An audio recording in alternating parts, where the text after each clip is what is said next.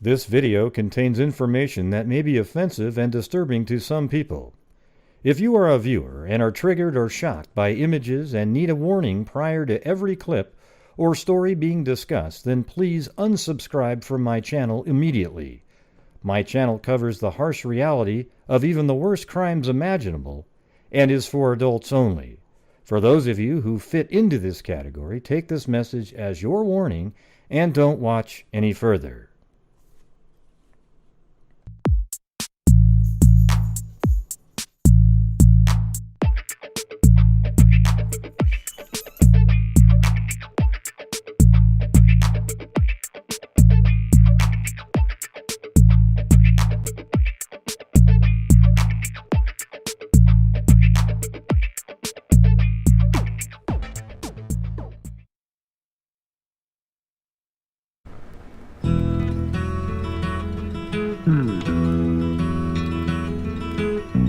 Like the pine trees lining the winding road, I've got a name.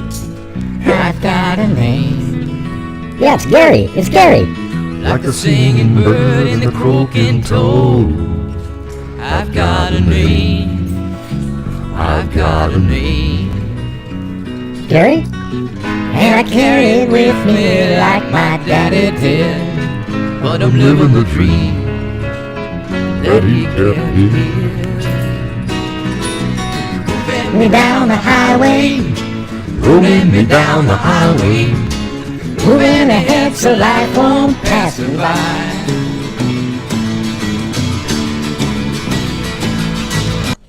Wow, we were great. Where were we? Me, John Boy, we were awesome. Yeah, wow. Yeah, you guys weren't too bad at all. You guys, you just nailed it, all right? You nailed it. But yeah, it's not Gary, all right? Thanks. Wow. Yeah, now it's time to get the actual, there it is. Okay, they put their own music in there.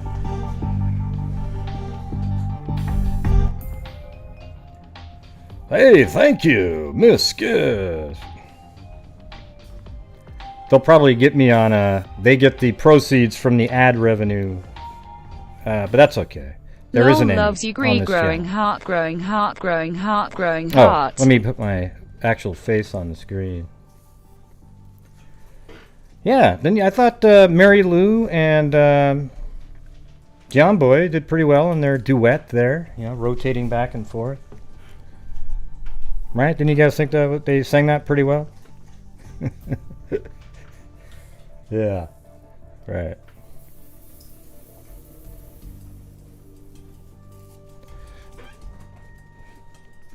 Yeah, I gotta fix the thing over here. I don't know. There we go. Gotta get some oil for this chair too. I bought it because it was comfortable, but now it makes too much noise again, like the other one. Yep, this is my new visor.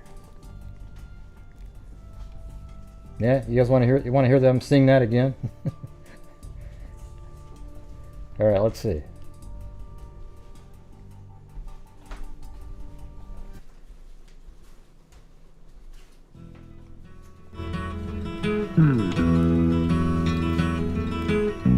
Like the pine trees lining the winding road, I've got a name. I've got a name. Yeah, it's not Gary though, okay? It's not Greg. Like the singing bird and the croaking toad, I've got a name. I've got a name. And I carry it with me like my daddy did. What's going on, Mary Lou? But I'm living the dream that he kept here. Moving me down the highway, rolling me down the highway, moving ahead so life won't pass me by.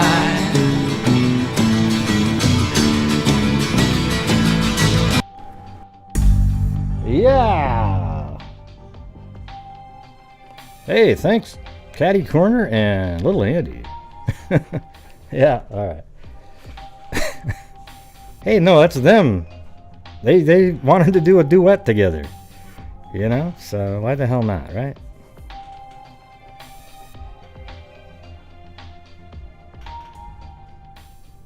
Dad deserved a tip. No, thank you. I'll let them know.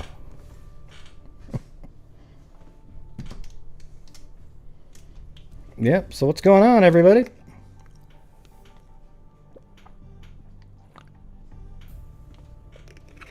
And grape Gatorade.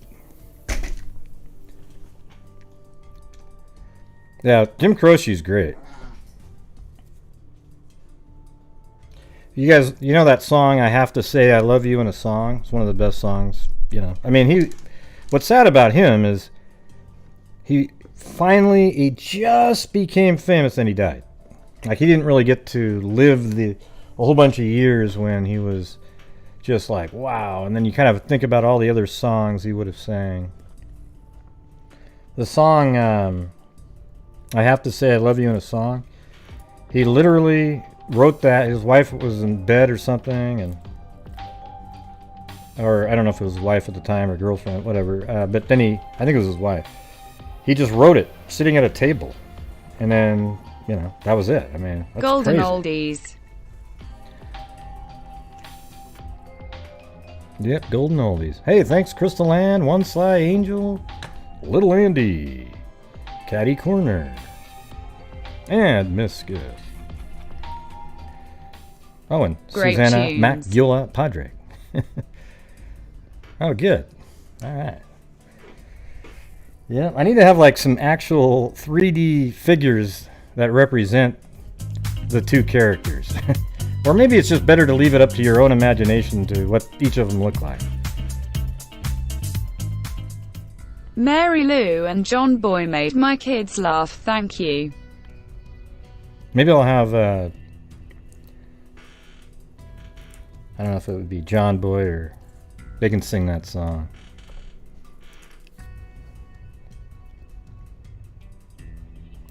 That's a word? Oh man, Nako. Oh boy. That's in the heart case, right?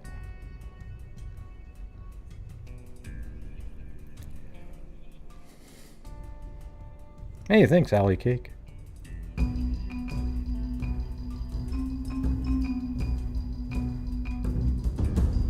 Yeah, Leroy Brown's pretty good, but that's not one of my favorite ones. Like Time in a Bottle's great. I like all the ones that are... Leroy Brown just seems sort of like something he did for fun and it became popular. Like, he doesn't... There's not as much skill in that song, in my opinion. The other ones he could have done with Simon and Garfunkel or something and had harmony with it.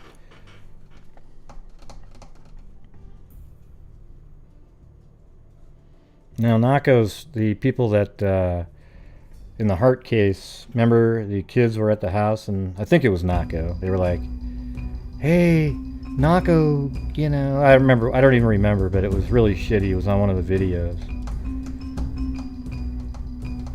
Thanks, Alley Cake. Yeah, Time in a Bottle's great.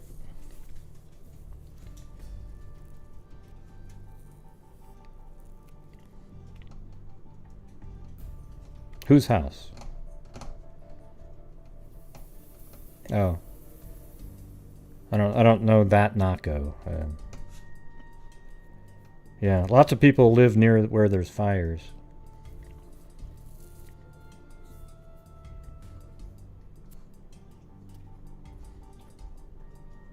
Oh, that's scary. Why would you even get Nako's record? Whew, wow.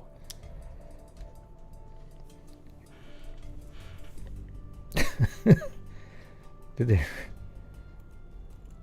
Yeah, they did. Yeah, they did bring up Nako. What's so great about Nako? Who cares about Nako? What's it got to do with anything that we're talking about? Oh, God. Well, let me see. I don't know where that channel is, but remember the Hart family, the videos when they were all sitting around in the living room, or they were trying to sing a song for him or something?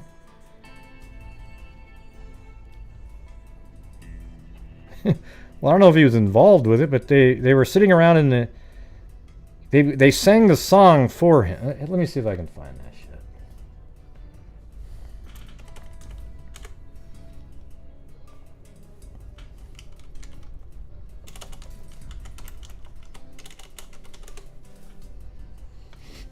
Yeah, I don't remember if it was, is that it? Yeah, I don't know where those are, actually. But I remember that. Yeah. Maybe there's a different knockout. Well, I don't know if they supported the Hart family. It just seemed like it makes sense, though, doesn't it? Because if he's from Oregon and all that. Oh boy. Here, let me just make one shot in the dark attempt to find this. Hold on.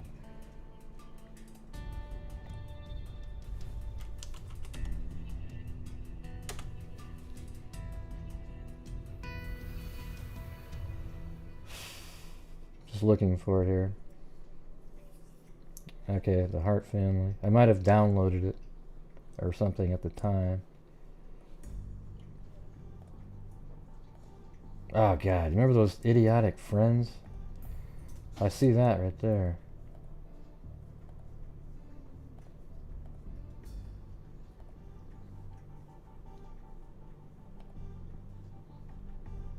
Yeah, I mean, I have a bunch of videos that I downloaded that are in there. Circle game, interpreter. Oh yeah, so I think some of these.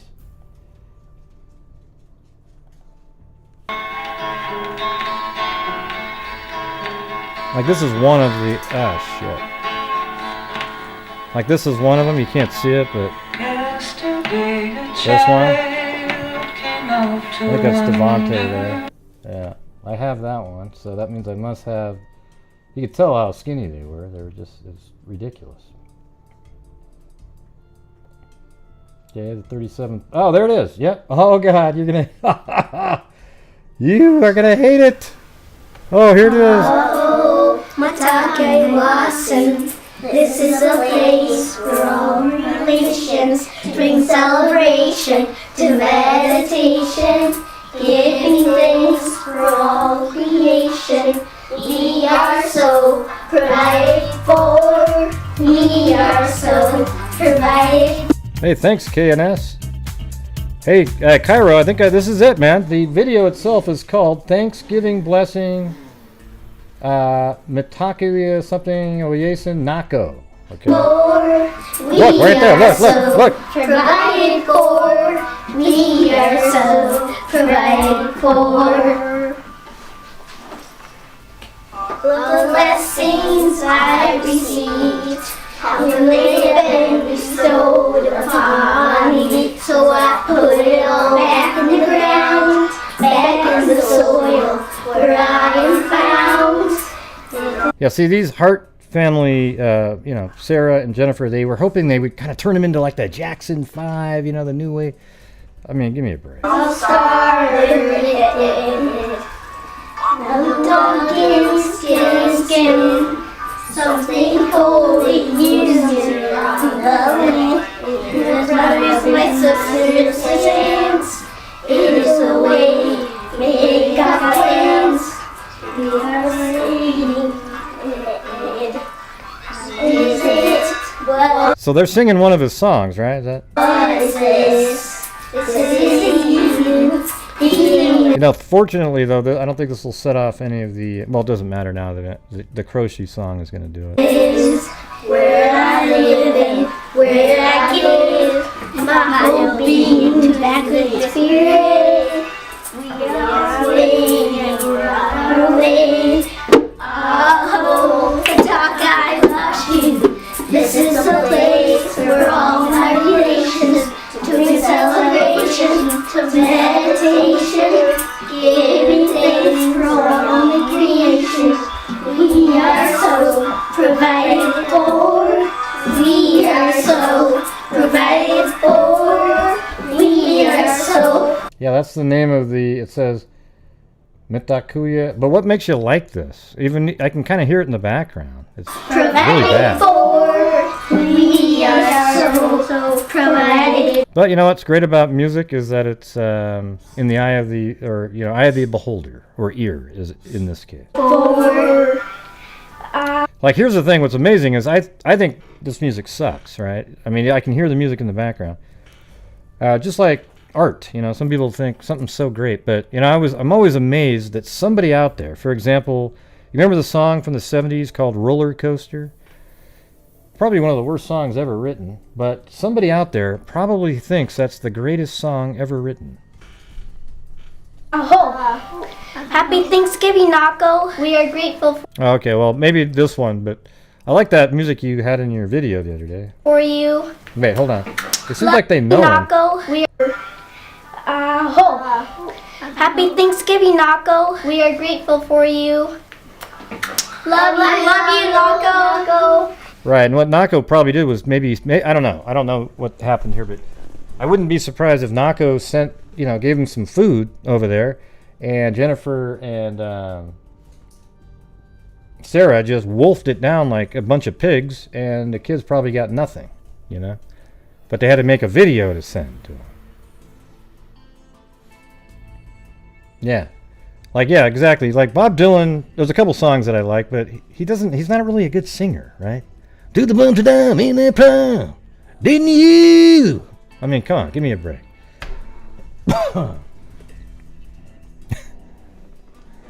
Okay, maybe it's a little bit more. Oh, shit. How does it feel? Yeah, so the thing is everybody out there, you know, has their own opinion on what music is good. Like, I can't tell you...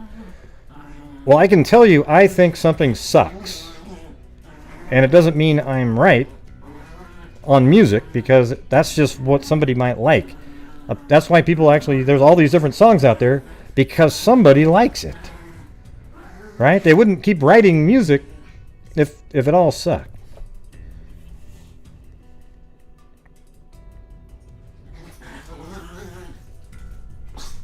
Yeah.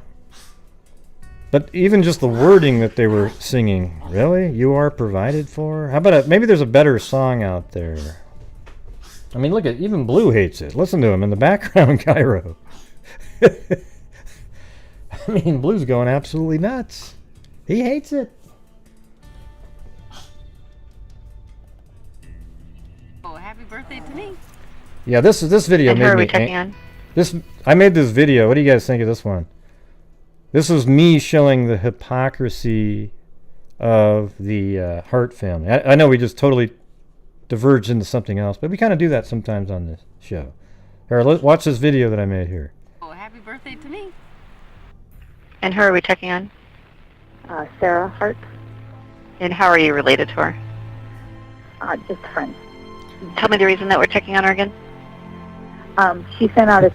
Yeah, that's a crazy thing to die on the hill of there, Cairo. Wow, if you don't like this song, I can't be friends with you. That's ridiculous. Birthday to me. And who are we checking on?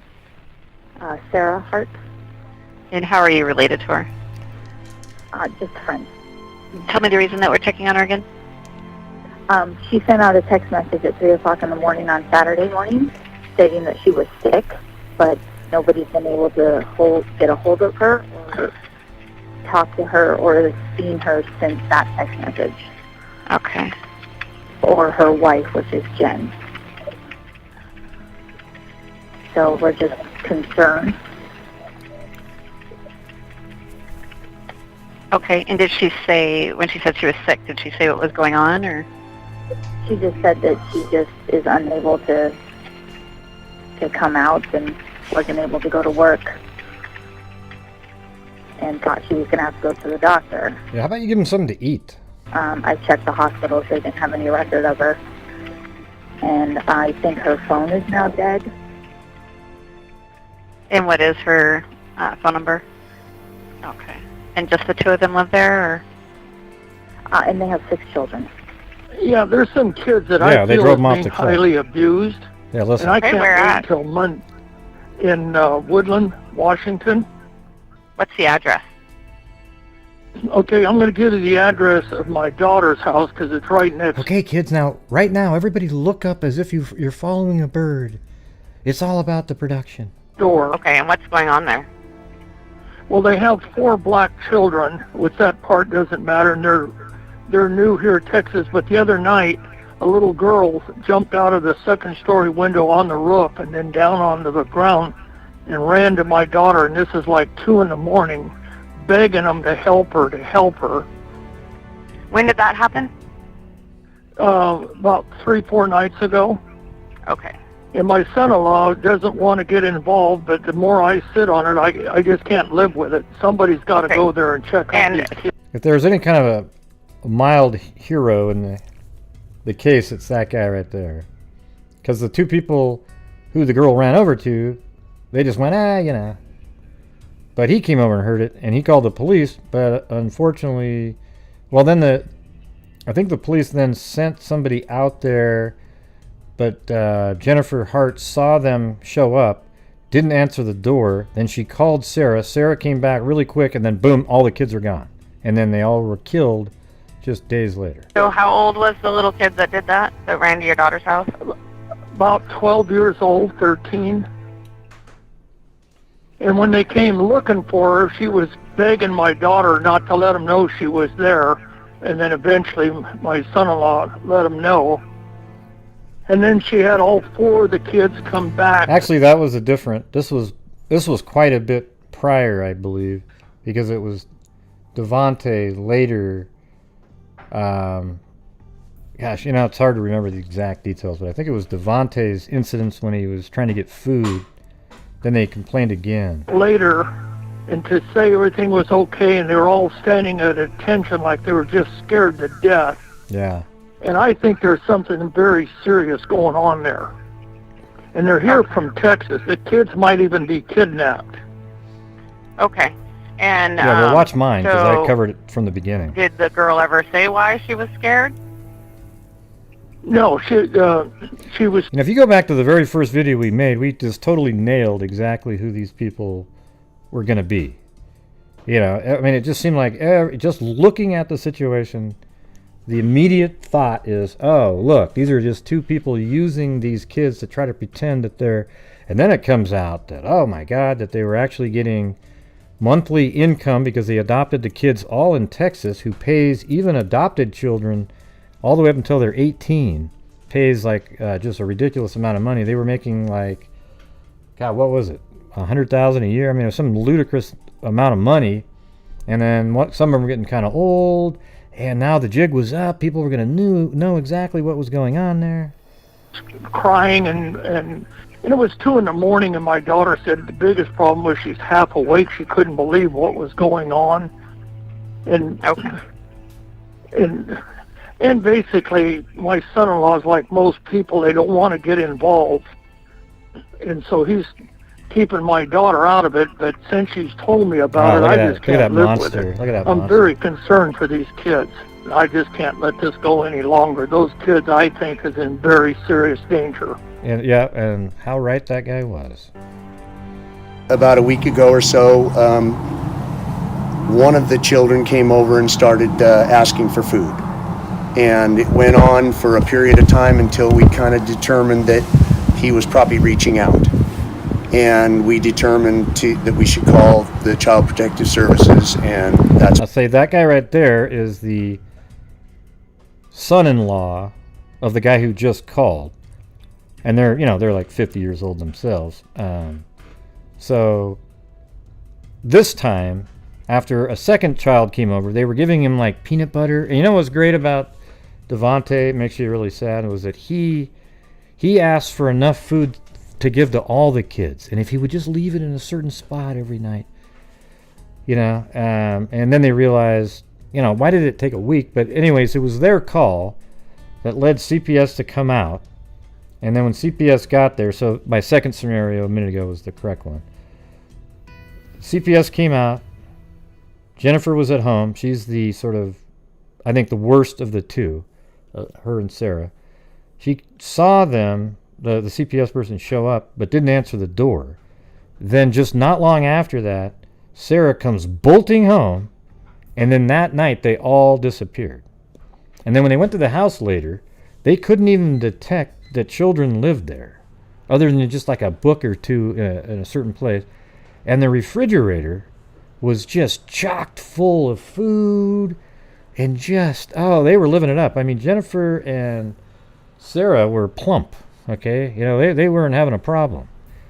All the kids were absolutely malnourished. Like this one on the end here, I can't remember all their names at this point, but she was way older than that picture would indicate. And they weren't fed a damn thing. It was just brutal. We did on Friday. And you said you think it was Devontae who was coming to ask for food. Oh, you know it was Devontae. Definitely. You guys have shown us pictures, and we've talked about that one, that it was Devontae for sure. Well, they obviously had Yeah. a separate lives. Their public life was presented, and they did it to us. They portray this happy little family, and yet, you know, the night before, their daughter's telling us, please, please, please, begging us not to make her go back, and that they were abusing her. It's unbelievable. I mean, what you're showing me, that they were part of that, and the pictures, it was not the family we saw next door. Yeah. I feel like there was nobody in their court. I feel that if there was people that knew these people, how could you miss that? Yeah. Because I gleaned that quickly with hardly any interface. It's not how I thought it was going to end. I thought it was going to end in a beautiful life for them. It breaks my heart. Yeah, she's been crying all morning about it, because it's, you know, we kind of started some of this with the whole, you know. I was trying to help them and protect them. Yeah. And, Well, they shouldn't feel bad at all for calling CPS. and I don't blame them at all, really. People are always like, oh, blame them because they did.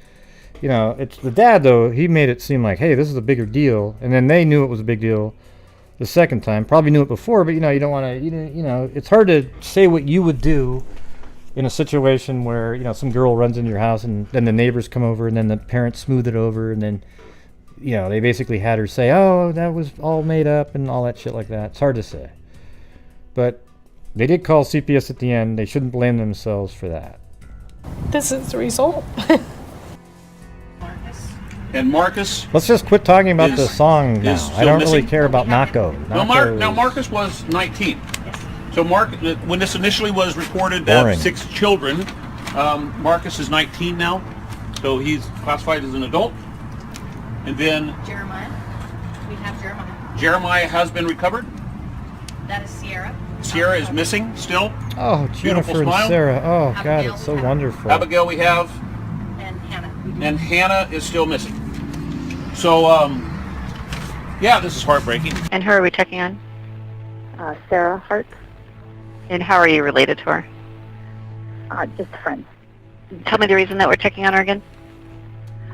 She sent out a text message at 3 o'clock. I don't have anything to say about Nako. I was just telling you if they were singing the sick, song. But nobody's been able to get a hold of her or He's not talk to interesting to her me. or seen her since that text message. Okay. Or her wife, which is Jen. So anyway, I just kind of, now it kind of repeats, but it was just that was a horrible case. But anyways, let's move on to what the show is actually going to be about. I got a couple updates though first.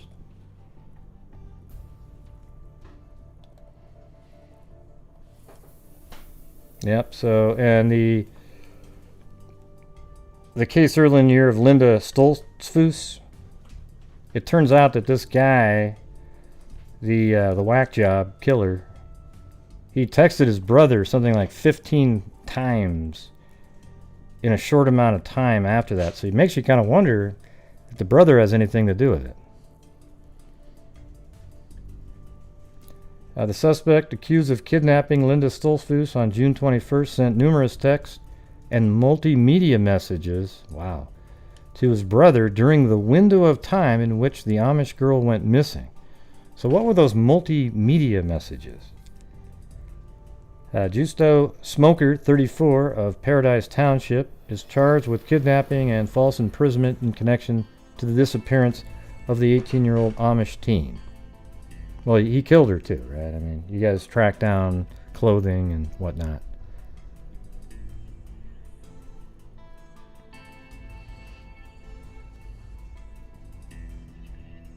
Yeah, so it's a little bit interesting that he sent text messages and multimedia texts to his brother. Now, you kind of wonder what his brother's replies were. Was he part of it? You know, it's a little bit interesting. So that's all I got for that update. Also, the remains of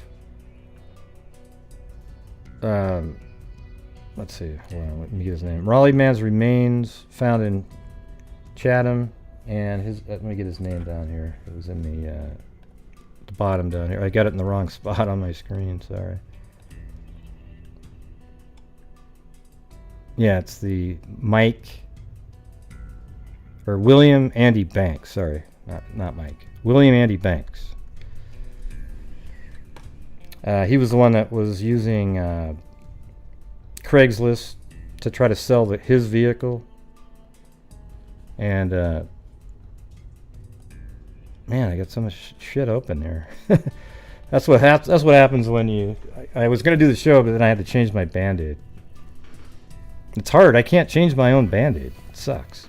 I can't actually reach back there with my left hand, so I almost have to just slap it on. But I figured out a way. If I put gauze on it, put gauze and then some white medical tape with enough space, and I can kind of reach back and just tape it on there as a temporary deal.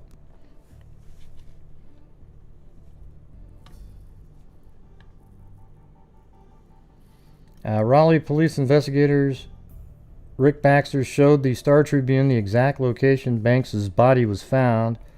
The body was found by Baxter and his team at the 3800 Irish Road. So one thing that's a little bit weird is, one of the neighbors said they came onto their property and searched, and it didn't really match up to, it was actually out on, I think, this road right here. Yeah, Beechnut Road. So, because I think they were looking out here as well, but then they ended up telling him, okay, we found the body, but this is the property area. That's 3800 on that road. And, or I can actually just type it in so we can see it. What's that sound? So 3800 Irish Road.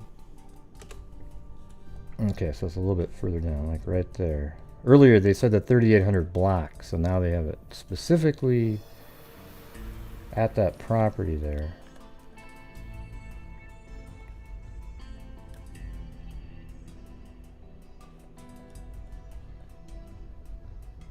So I don't know, probably drove down to the end of that and put the body. They have a picture, that doesn't really give us any kind of perspective to be able to distinguish where the body was, but they found his body. It was Raleigh detectives who came up to our door walking our farm. A local resident told the Star Tribune.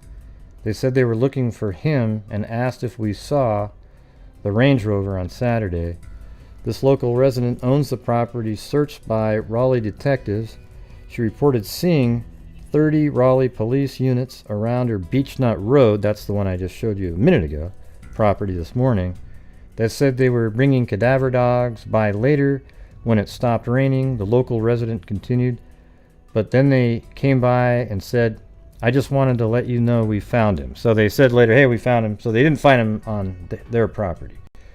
What was cool is they actually, and idiotic by the killer, was that he had his cell phone with him, and they just triangulated it to the precise location or the general area there, and it was there for 20 minutes. So they drove out there and they just searched all around because they knew they were going to find him there. So that's why they brought so many officers and search dogs, etc.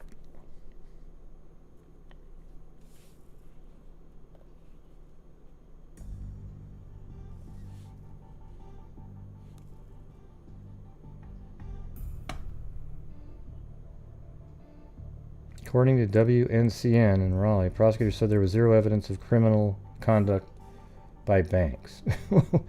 Well, what do you mean?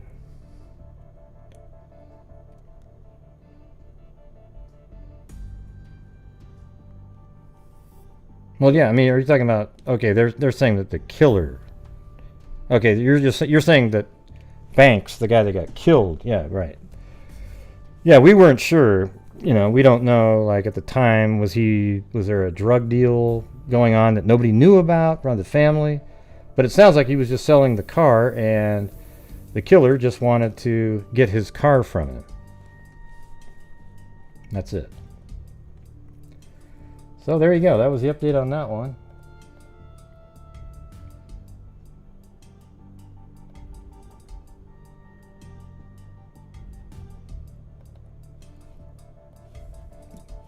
Yeah, so I mean it's just extra video on it. There was one, I think it's this one. Smoker, Raleigh Man. Lost it. The other update I can't find. I'm just trying to get through these so I can get to the actual cases.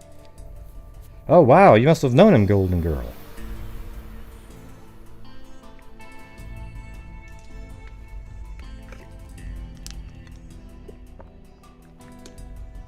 Well, the motive just sounds like they found the vehicle underneath the tarp on his property.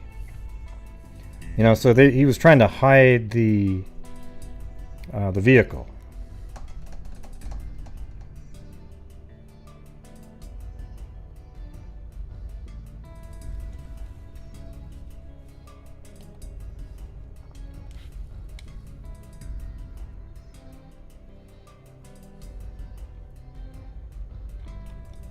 Yeah, so it looks like that apparently where he was found in that high grass right there. We're not going to be able to tell. I mean, I guess if we go up in the air, you know, who knows exactly where on here. It's hard to tell. Street view is also from 2008, so a lot of things could have changed by then.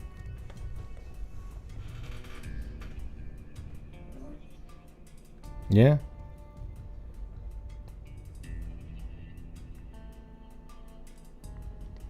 Why should they have red hammers, Chaz? What's with the blue wrenches? I don't know. Haven't you been on YouTube ever in your life?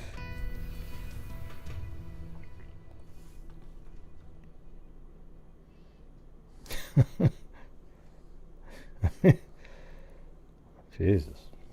Crazy.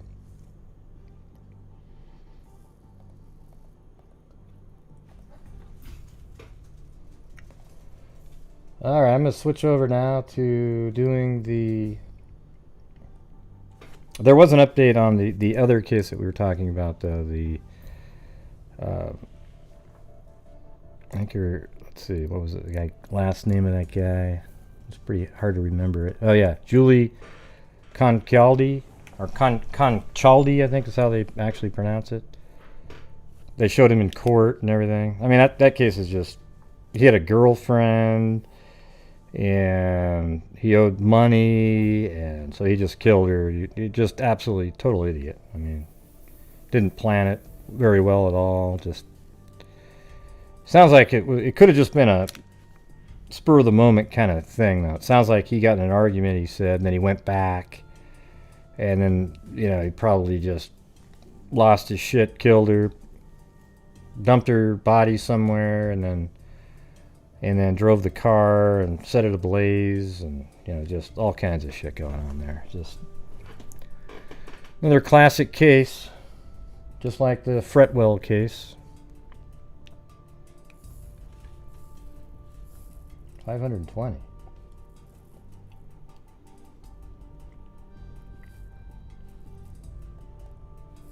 What does that mean? 520 what?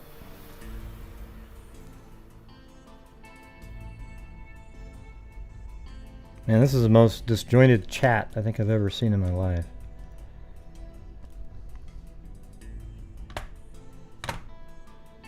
just all over the place.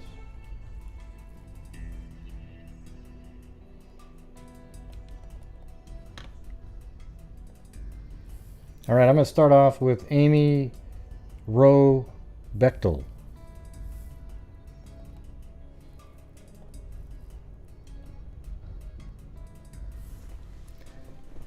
And this is, now we're 45 minutes into the show.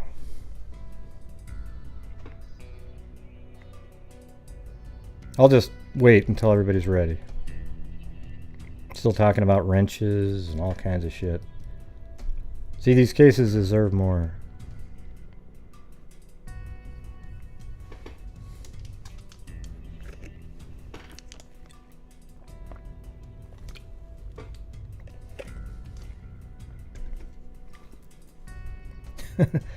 That's okay. It's just bizarre sometimes, you know? It's like, how was it interesting talking about wrenches and what numbers and all that?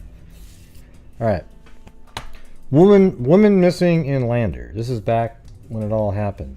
I've actually seen this case before, maybe on another show, I don't know. The Fremont County Sheriff's Department is heading up a search for Amy Bechtel, 24, who was reported missing Thursday evening in Lander. According to the Fremont County Sheriff's Department, Bechtel, an avid runner, was in the mountains south of Lander Thursday afternoon around 3 p.m. She was reported missing at about 1 a.m. Friday. Bechtel's car was found on the Loop Road near Burnt Gulch early Friday morning, where she apparently went running, according to Fremont County Sheriff's Department. Search and rescue teams with dogs, 2 private helicopters from Hawkins and Powers Aviation in Grable, and 115 people, including friends and family, were searching the area Saturday.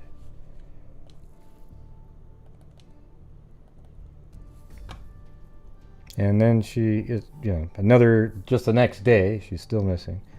The search for a Lander woman believed missing in the Shoshone National Forest since Thursday night was expanded Sunday by 20 to 30 square mile radius.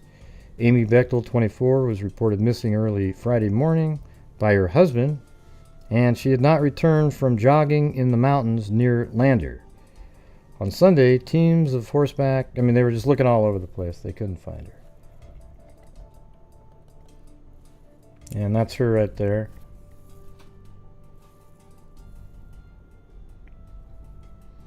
The Fremont County Sheriff's Office on Monday turned to the public for aid in its continuing search for a Lander woman missing in the Shoshone National Forest. For 4 days, the Sheriff's Office issued a call for information from people who were on the Loop Road near Lander on Thursday. So I've got a lot of this stuff. Well, this is where they lived, right here at 9 Lucky Lane. I guess kind of an ironic name there. And then they were also moving that very same day that she was out running into this house right here at 965 McDougal Drive. So they had just purchased the house, or maybe they're renting it, I don't really know, but they were moving into this house right there from this one right there. So they're just moving into there, and they were actually moving into it that day.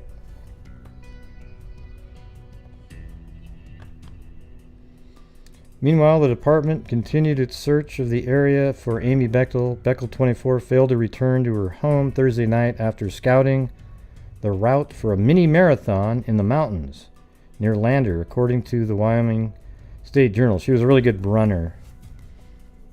I think she even ran in college. Fremont County Sheriff Larry Matthew told the Journal that foul play has not been discounted. Since we haven't found a darn thing, that's a possibility.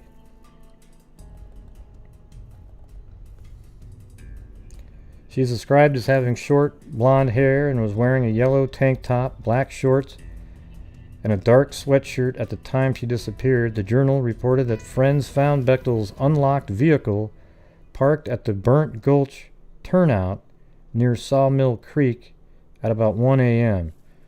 The thing is, I found a map that somebody else, it was a hold on, a podcast. Let's see. I think I put the link in the description. Let me see where that is. Hold on.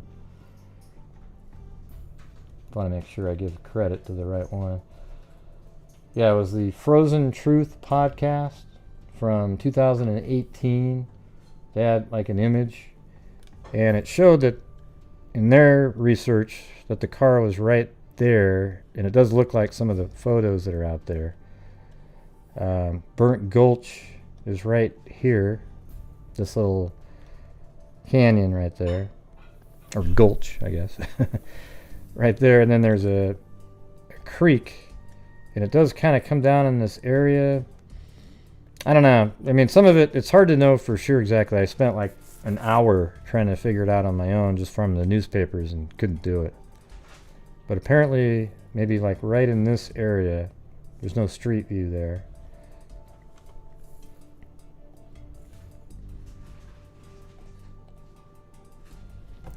Matthew said Sunday that Bechtel's pen, which she often kept with her wallet, was found about 3/4 of a mile from her car, the newspaper reported.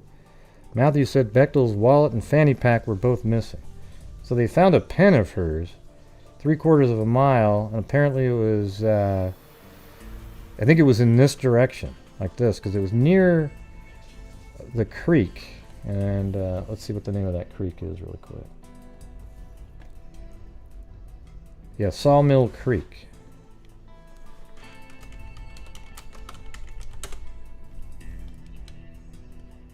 Alright, so there's Sawmill Creek, and it kind of winds down, so maybe it was up there. Let's see how far that is from that location. I mean, that's 0.62 miles. So I guess it was north, not south. Or maybe they're saying that's the opposite direction she would have been running. But let's see, does it come back around? Doesn't look like it. So maybe that's it right there. And maybe, you know, did she throw it out, or was it literally, like, maybe she threw it out as a warning, like, hey, I'm going this way, or, you know, it seemed like a weird item for a person who would abduct her to throw out.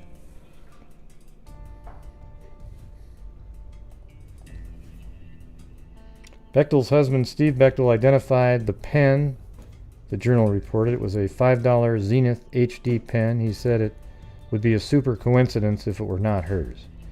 About 80 searchers combed the area around Fry Fiddlers and Louise Lakes on Monday. The sheriff's office asked for information from people who might have been on the Loop Road on Thursday and Friday.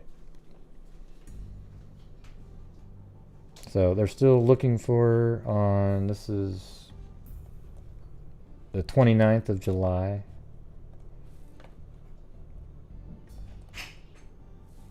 Searchers look for the woman. They're still looking for her. Bechtel helped run the Wild Iris Climbing and Outdoor Shop in Landard. Her husband, Steve Bechtel, is a well-known climber. The Wroe family moved to Jackson from California in 1973, and all this is going down in 1997. Amy Wroe Bechtel went for a run on the Loop Road in the Shoshone National Forest Thursday at approximately 3 p.m.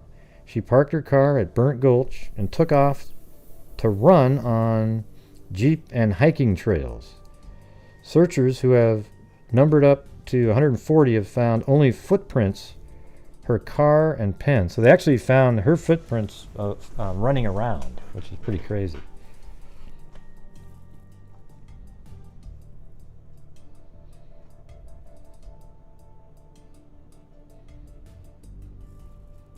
Bechtel, 5'6", on 115 pounds. She was short blonde hair and blue eyes, and was last seen wearing a yellow tank top with blue shorts or leggings.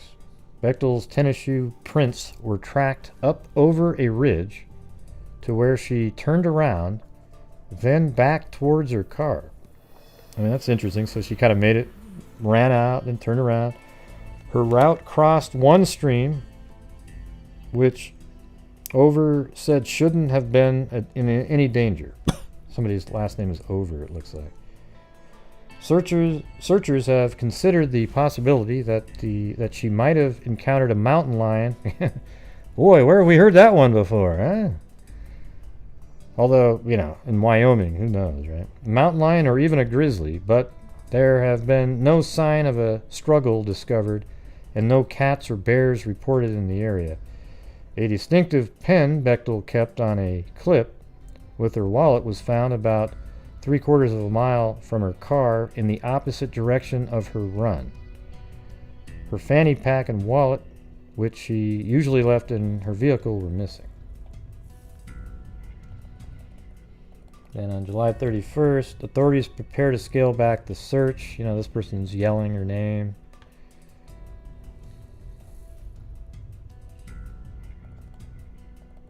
And then this is on the 2nd. The community pulls together to search. You can see where they're charting it all out on a board there.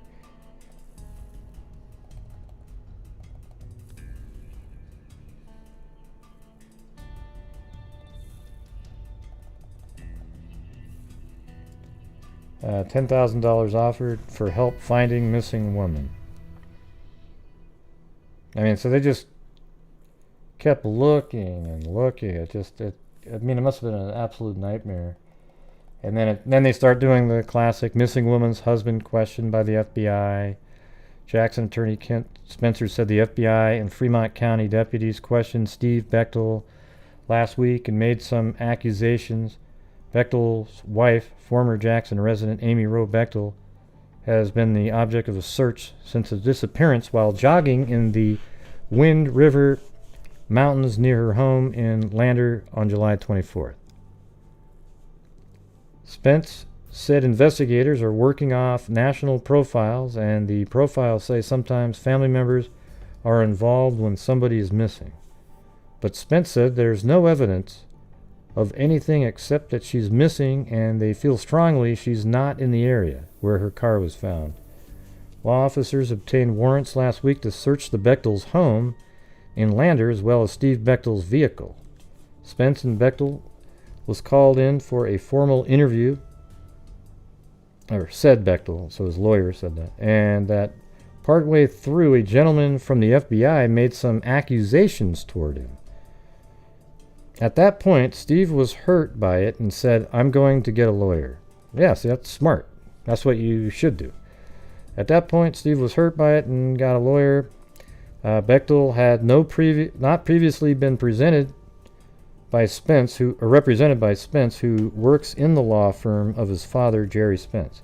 Spence advised Bechtel to refuse a polygraph test that was requested by investigators. They're completely unreliable, inadmissible in court, and we always advise clients to not take polygraph tests. Yeah, and that's what we talk about all the time. In a written statement, Bechtel said that he just wants to refocus attention on finding his wife. We're scared and we're worried, but there's no reason for us to be distraught because we don't have proof either way at this point. So there you go.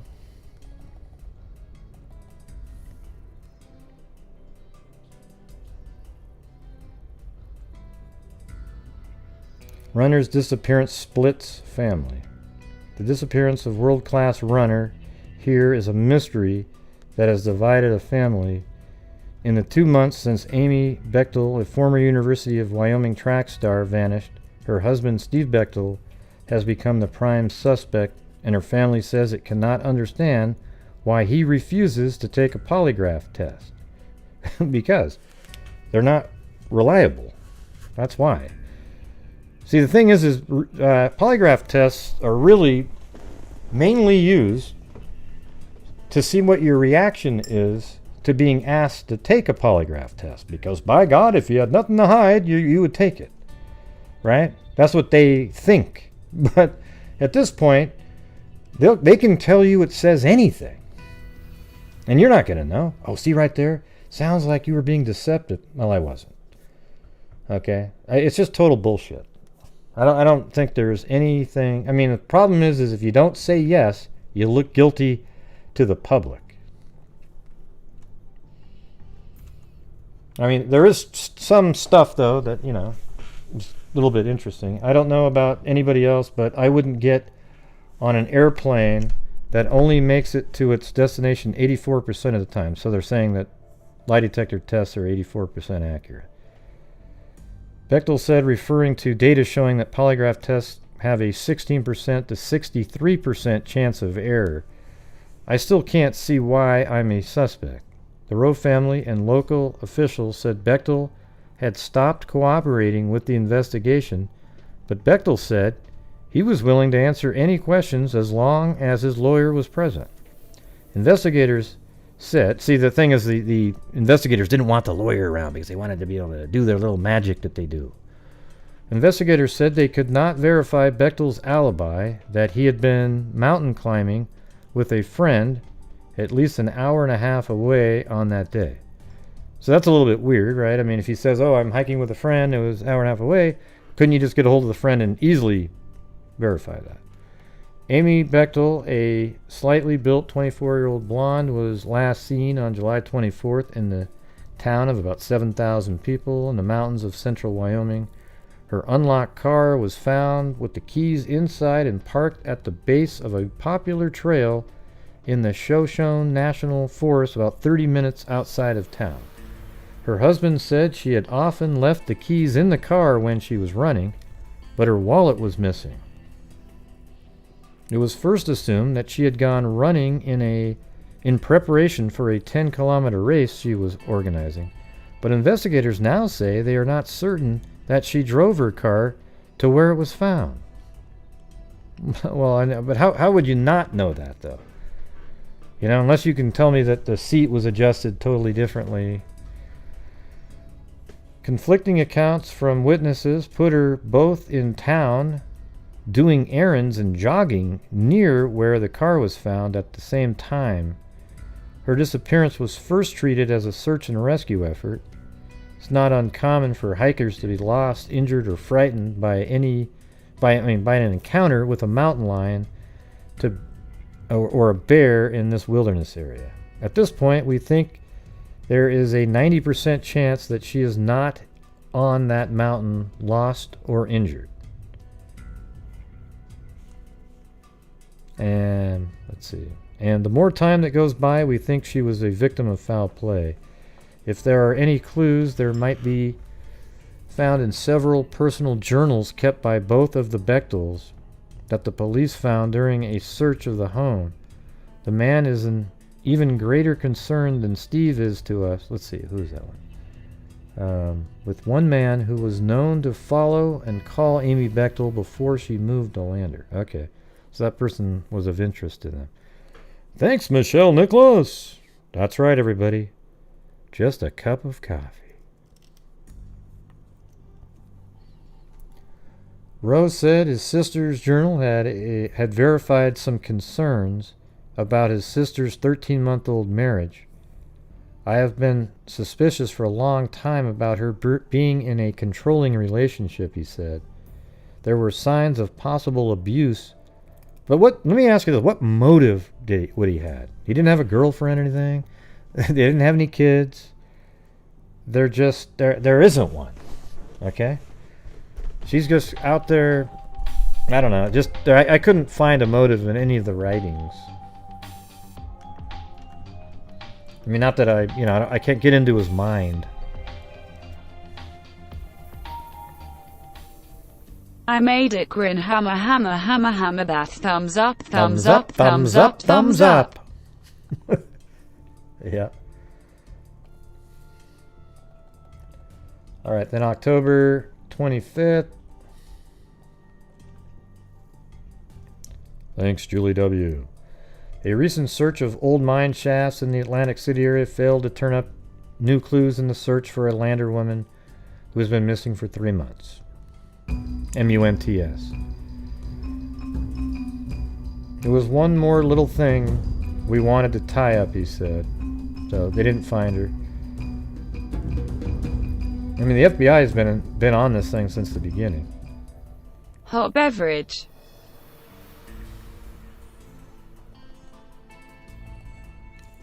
By the way, there's a month's mug out there that has 12 serial killers, all representing a month. And there's even a shirt, I think.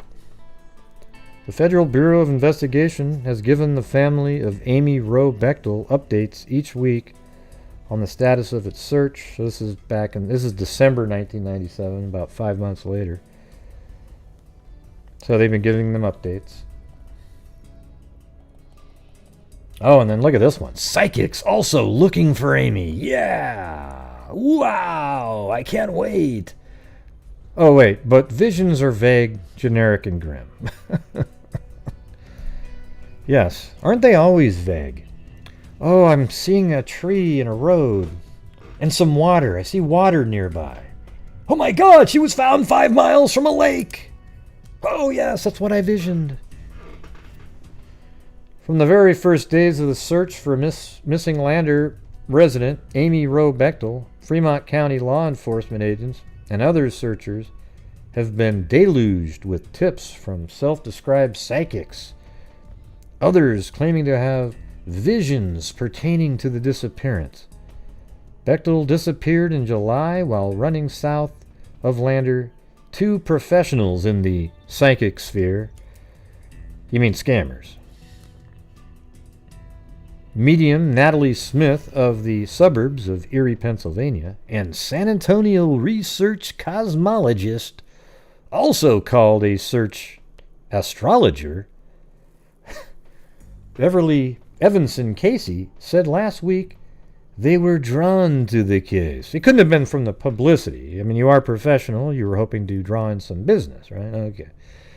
Smith lays no claim to having solved the case, but contends she has come very close. Casey, on the other hand, says she has looked into 100 cases of missing children, and in 8 to 10 of them was confident enough of her readings that she contacted the authorities with her information.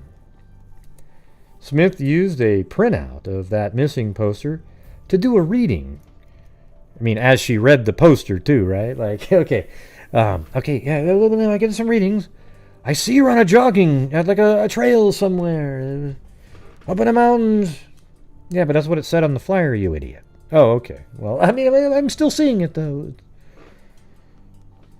Smith said she remembers few details of her discernment of 25-year-old Amy, only that she had visions of a dent in the front right fender of Amy's car. Wow, such a dent indeed exists. Oh my God. I mean, if you drove down the road, how many fenders do you think might have a little dent in them? Anyways. Just ridiculous, okay?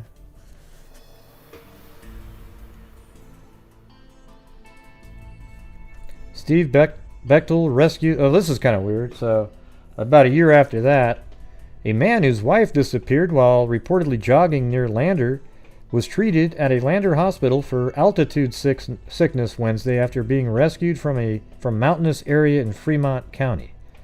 The Fremont County Sheriff's Office said Steve Bechtel was conscious but appeared to be weak when he was taken to the Lander Valley Medical Center shortly before 11 a.m. Wednesday after a helicopter took him out of the Wind River Mountains earlier in the day. Yeah, so it sounds like, let's see, Bechtel and 3 companions left Lander on February 11th on an expedition to scale the north face of the 12,504-foot mountain, Mount Hooker, about 26 miles west of Lander. The face, which includes a 2,000-foot vertical wall, has not been scaled in the winter. The group used snowmobiles to get to a trailhead last week and skied 5 days to reach a point at the foot of the mountain. Yeah, so it's kind of weird that like he had this medical event.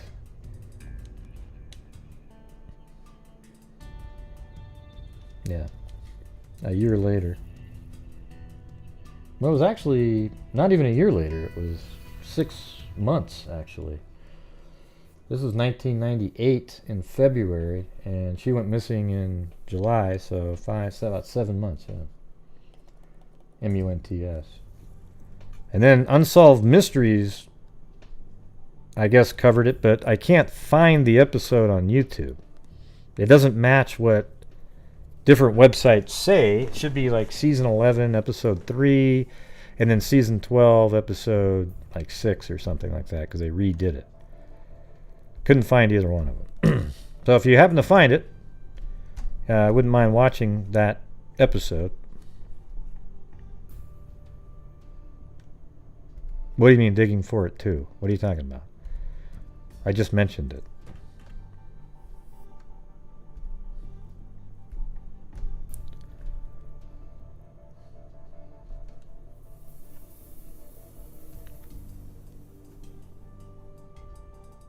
Yeah.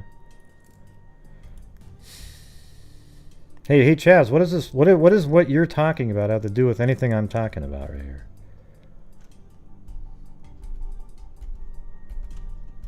Just curious.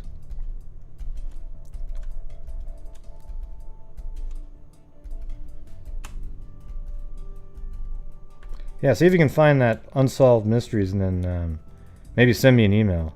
Okay, see you later, Chaz. All right, have a good one. Let's see. So Unsolved Mysteries was going to cover it, and then it kind of just died down. And then 2007, We Can't Put It to Rest. 10 years later, woman's disappearance haunts family town. So this one has a lot of information in it.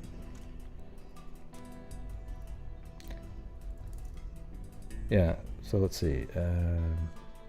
Amy Wroe Bechtel, the 24-year-old runner who disappeared from Lander that July on a Thursday. She was last seen in a camera shop at about 12:30 p.m. looking at her watch and presumably heading to the Loop Road in the mountains above town to scout out a running route for an upcoming race. It must have been for practice for an upcoming race. It's not like she's planning the races, right? She never seen again. No evidence of her has ever been seen again. The case is still considered open. The case rattled the small community population, roughly 7,000.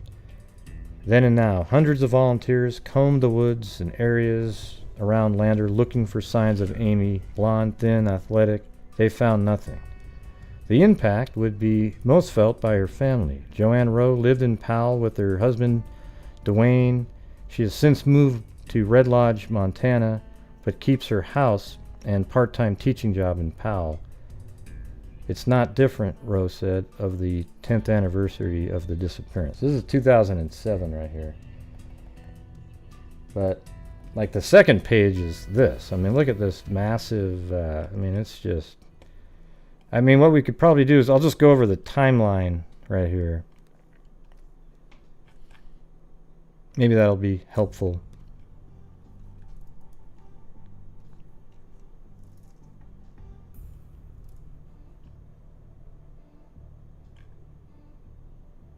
Yeah, I don't care what he's doing. What he's just asking, you know? I have no idea. I just said, what are you talking about? I can't make out anything that he was referring to. I scrolled up.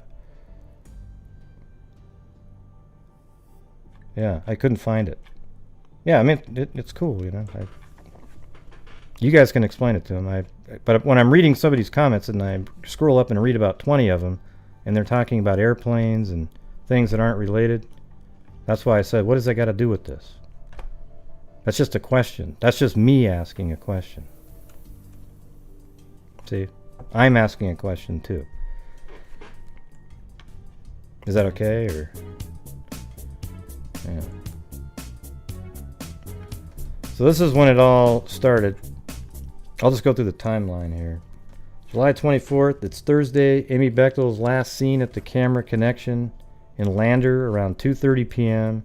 Her husband, Steve Bechtel, calls a friend at 4:30 p.m. and reports having returned home to Lander from a trip to Dubois, I guess. Or Dubois. I don't know how you pronounce it. Dubois. I don't care if you guys focus all the time. I just was trying to read the comments, and they weren't related to anything, so then I got confused. Like, how do airplanes get brought up in this? That's about as far away as anything that you could ever... you know. Calls a friend at 4:30 p.m. and reports having returned home to Lander from a trip to Dubois. That's Dubai. I think it's like Dubois. Around 10:30 p.m., the Fremont County Sheriff's Office is notified that Amy Bechtel is missing. Then the following day, around 1 a.m., Steve Bechtel's friends find her car, a white Toyota Tercel wagon, parked on the Burnt Gulch Road turnoff in the mountains above Lander, where she is reportedly was going to go running. Deputies get to the scene an hour later, and by 3 a.m., a major search is on, with more and more people coming to the loop. So at least this is summertime. It would have been pretty warm. Probably cold at night, though, since it was so high up in the air.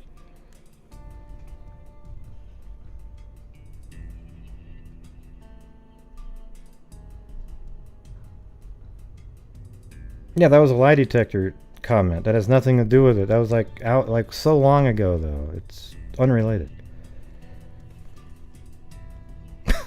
I didn't talk about anything. I was reading. They just compared it to that. So that whole thing, I mean, all that conversation about a plane was derived from that? Wow.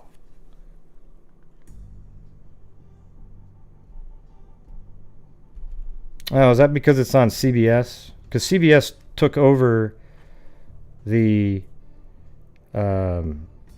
Unsolved Mysteries show, and they're really protective of all their crap. Hey, thanks for finding that, though. Appreciate it.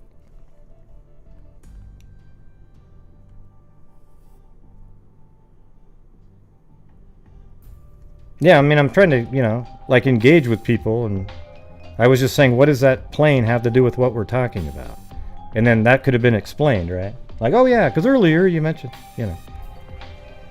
I could ask questions too, right?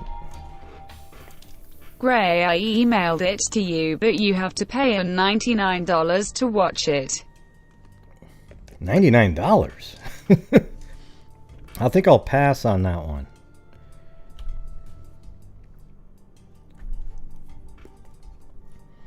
On July 26, search and rescue teams using dogs, 2 private helicopters, and at least 100 volunteers searched the area.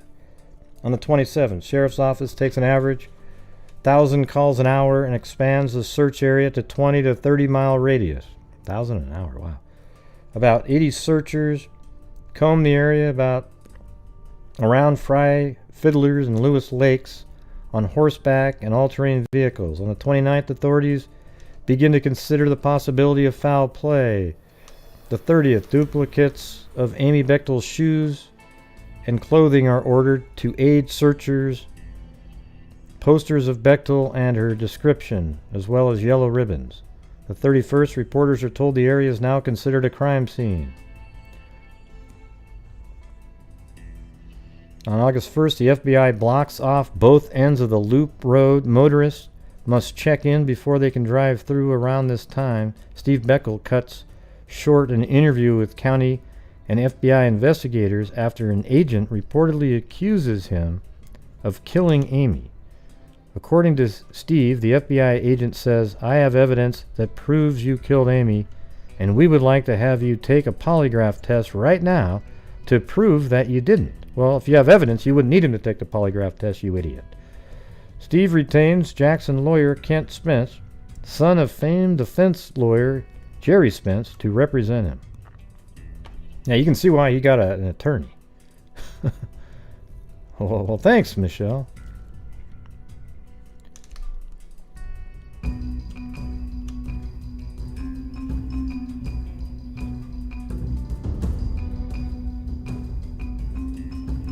Steve Bechtel's home and pickup truck are searched by Fremont County authorities who need DNA samples of Amy, such as hair and toenails. $1.99.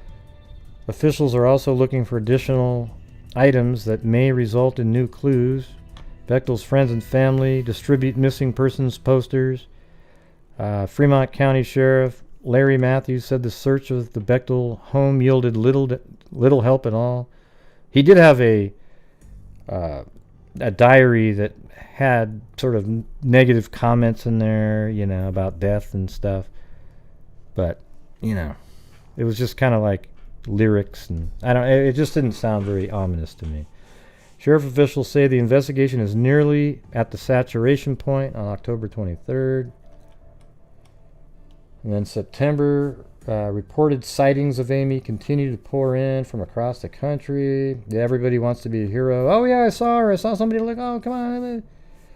A 10K race for Amy takes place on the Loop Road. Investigators are also, this is in September, they're also searching for Kelly McLeod. October 25th, a search of old mine shafts in the Atlantic City area fails to turn up anything new. 1998, investigators learn they won't get images from Mir, that's actually the Russian satellite, as the weather dashed chances of getting worthwhile photos. So they were looking for satellite images, but it was all clouded. So they were doing that shit back then. February 3rd, sister Casey Lee and Jenny Newton join investigator King and guests on the Geraldo Rivera show. Maybe we can find that episode too, right? See if you can find the Geraldo episode that had her on it. And then February 19th is when Steve Bechtel suffered altitude sickness. March 15th, an Oregon jail inmate, Kelly McLeod, is ruled out as a suspect. McLeod knew Amy Bechtel when she worked in a Laramine coffee shop. That's pretty interesting.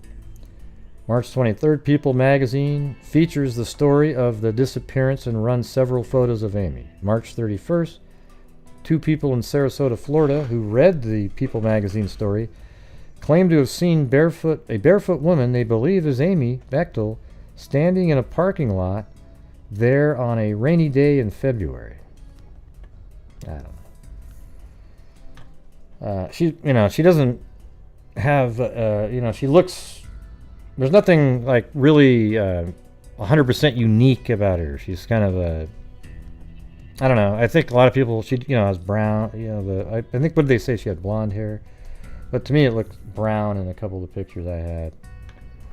5'6", sort of an average height. She looks like sort of an average human. I'm not referring to her looks. I'm just saying I could see 1,000 people saying, oh yeah, I saw somebody that looked like that. Searchers from the Fremont County Sheriff's Office, the FBI, and Fremont County Search and Rescue combined training with renewed effort to find Amy. For the first time, scuba divers searched Fry Lake to no avail. 1999. Disappearance is featured on the CBS TV program Unsolved Mysteries. 2000, Dave King, who had been elected Fremont County Sheriff in 1998, resigns. He later is convicted of stealing cocaine from an evidence locker and receives a suspended prison sentence. So people probably were like, oh, he's got something to do with it, right? 2001, Amy's father, Dwayne Rowe, dies at the Powell Hospital at the age of 71. That sucks. And then in July, Amy's mother, Joanne Rowe, travels from Powell to Lander to share magazine clippings, videos, and other information with investigator Roger Rizzer. Rowe hears for the first time a recording of the call Steve Bechtel placed to authorities to report his wife's disappearance. I was very surprised by what I heard, Rowe says, and I wasn't too pleased with what I heard because Steve was so casual about stating that Amy was missing. Well, yeah, because at that time it was so early, he was probably, and he really didn't say who she was or anything. Well, what do you mean?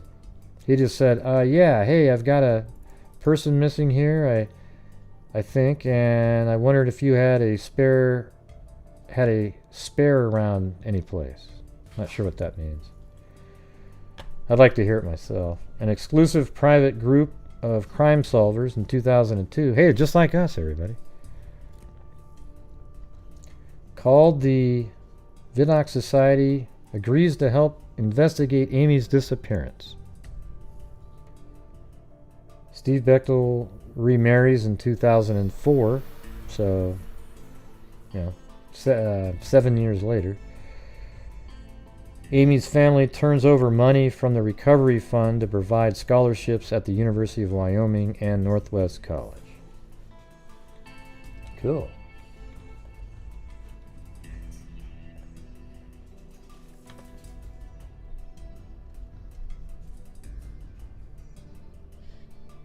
Yeah, go and hit that like button. Although you're probably, I don't know if you guys are having a good time. I know sometimes I get too like, hey, you don't pay attention to what we're doing. Because it's just, from my perspective, it always gets so disheartening, when people are just randomly on other things. But I mean, I know that's what people do, because they're you guys are all friends too, right? But I don't know how to, what I should do is when I'm doing my show is just to get rid of the chat function so I can't see a damn thing. While I'm actually going over the cases, then I won't care. I'm thinking of doing that. I'm going to minimize it. Of course, I won't be able to know if you guys say, look it, like I'm doing something that you got to tell me about.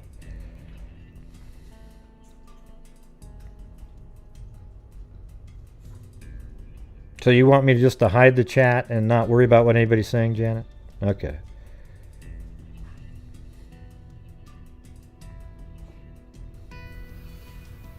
Yeah, I like having the interaction too, but at the same time, I get sort of frustrated a little bit. Oh yeah, Jenny Penny? Okay, well, God damn it. I'm just kidding. Hey, thanks, Randy B. Freaks like freaky stuff. Well, I'll just try to not read as much, but I'll interact. I'll just see a comment here and there.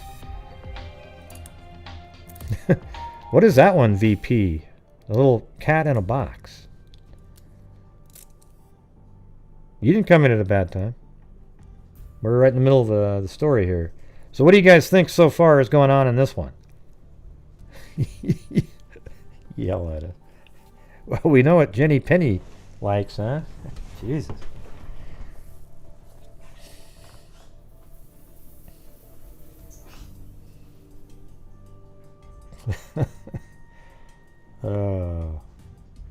Everyone knows it. Yeah, it's okay.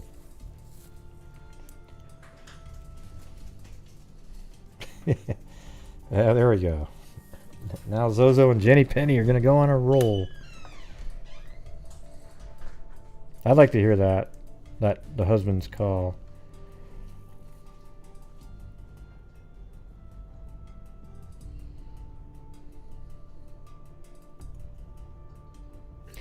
So she's actually never been found. Okay, so that's the deal here on this one. She's never been found at this point.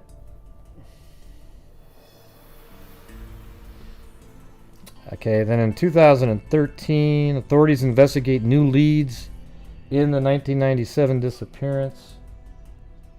Let me read this first, though. So this is on Strange Outdoors, so it has a lot of details in here.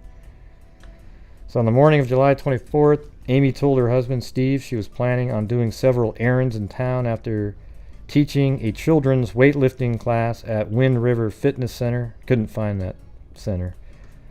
She called, almost all gyms change their names about once every 3 years.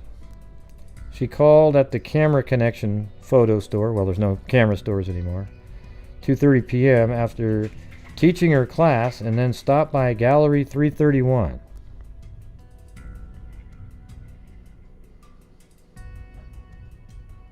Yeah, it could have been. Maybe.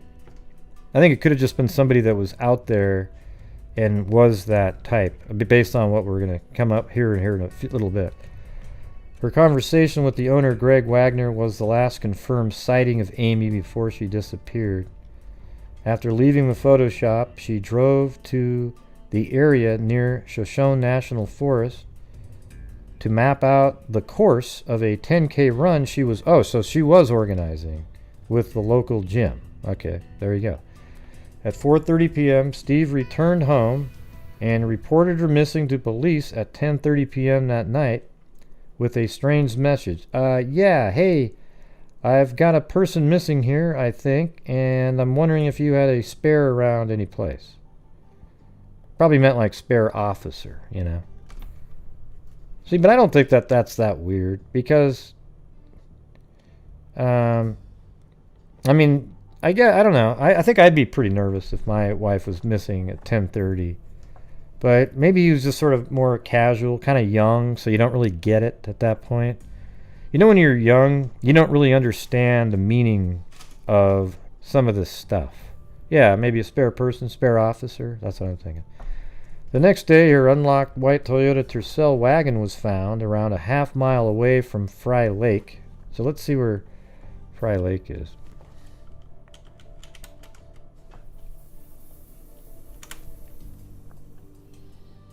Okay, so if that's it, let's see if this is, it should be about 0.4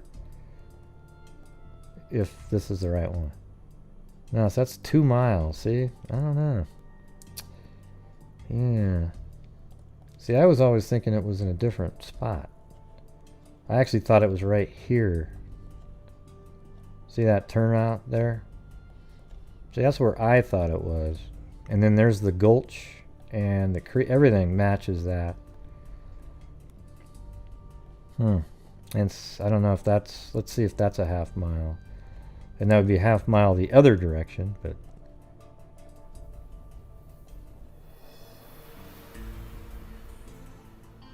Yeah, look at that. Like, that's... Well, it's 0.7, but... Yeah, who knows?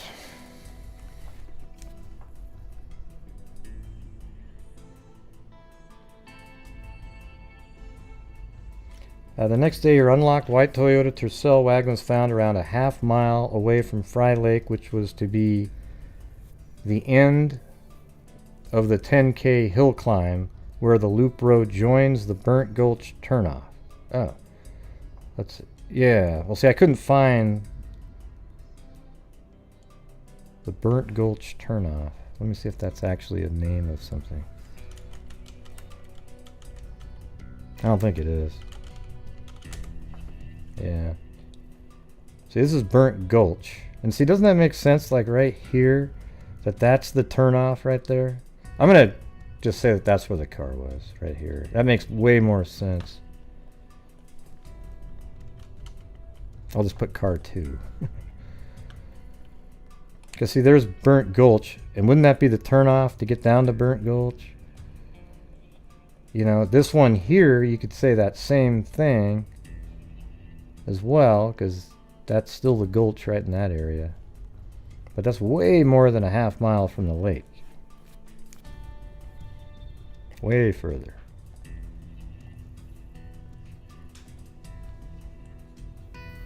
The search began with just Steve and 24 of his friends, but later that day they were... Well, let me see if there's any more information up here. There was a little bit more. There were no signs of Amy, but her sunglasses, a to-do list, and car keys were left on the passenger seat. Her wallet was not found. Well, it's kind of interesting. Maybe that's why they think somebody else drove it, because the keys weren't in the ignition like she normally would do if they were on the passenger seat. Her wallet was not found, and there was no sign of a struggle either inside or near the vehicle. Amy was a strong distance runner with a marathon personal record of 3 hours and 1 minute. That's pretty good. And had aspirations of qualifying for the 2000 Olympic marathon trials. The search began with just Steve and 24 of his friends, but later that day there were ATV, dogs, dirt bikes, and over 100 volunteers looking for any sign of her. Investigators at first thought Amy had fallen and been injured.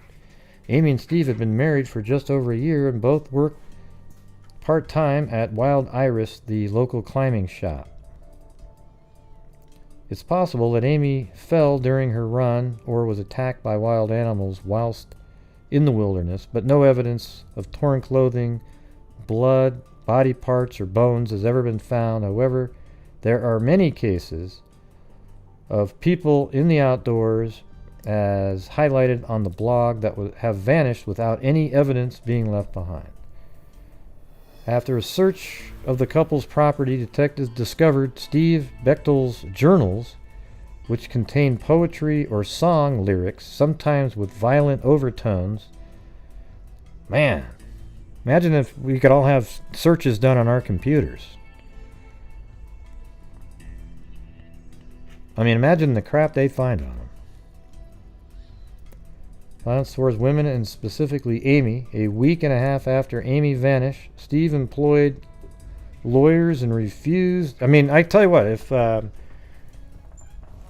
was looked at in a crime and they got a hold of this computer, they could accuse me of anything, because they could turn any of the searches that I do for doing my show into whatever they wanted it to be. Of course, I would always have, hey, I'm a true crime YouTuber, as the, the coverall.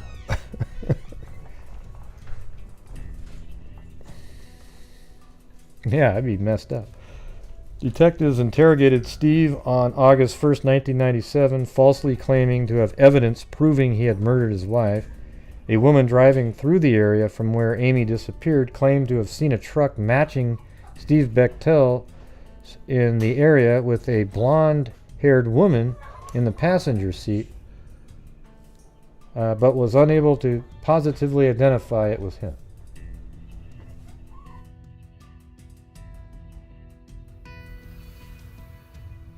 Wow, Blue's going nuts because he wants to get a treat. On August 5th, an FBI agent, Rick McCullough, accused Steve of murdering Amy, but Steve had an alibi. He was with Sam Leitner, scouting a climbing spot the day Amy had vanished in the mountains above Dubois. I don't know if I'm just still calling it Dubois, and since it was grizzly country, he took their dog Jones as well as a firearm. Questions remain whether Steve had an opportunity during the day to get to Shoshone and carry out the crime despite the distance. Amy's brother Nels was especially angry at Steve's reluctance to take the polygraph test. I mean, I think I would be angry too if something happened to my sister and the guy, her boyfriend or husband, wouldn't take a polygraph test. But you shouldn't take a polygraph test. Okay? Because if you're taking a polygraph test, why do you think they're having you take the test? What do you think your disposition is in the police's mind, the authorities' minds at that moment when you're asked to go take that test?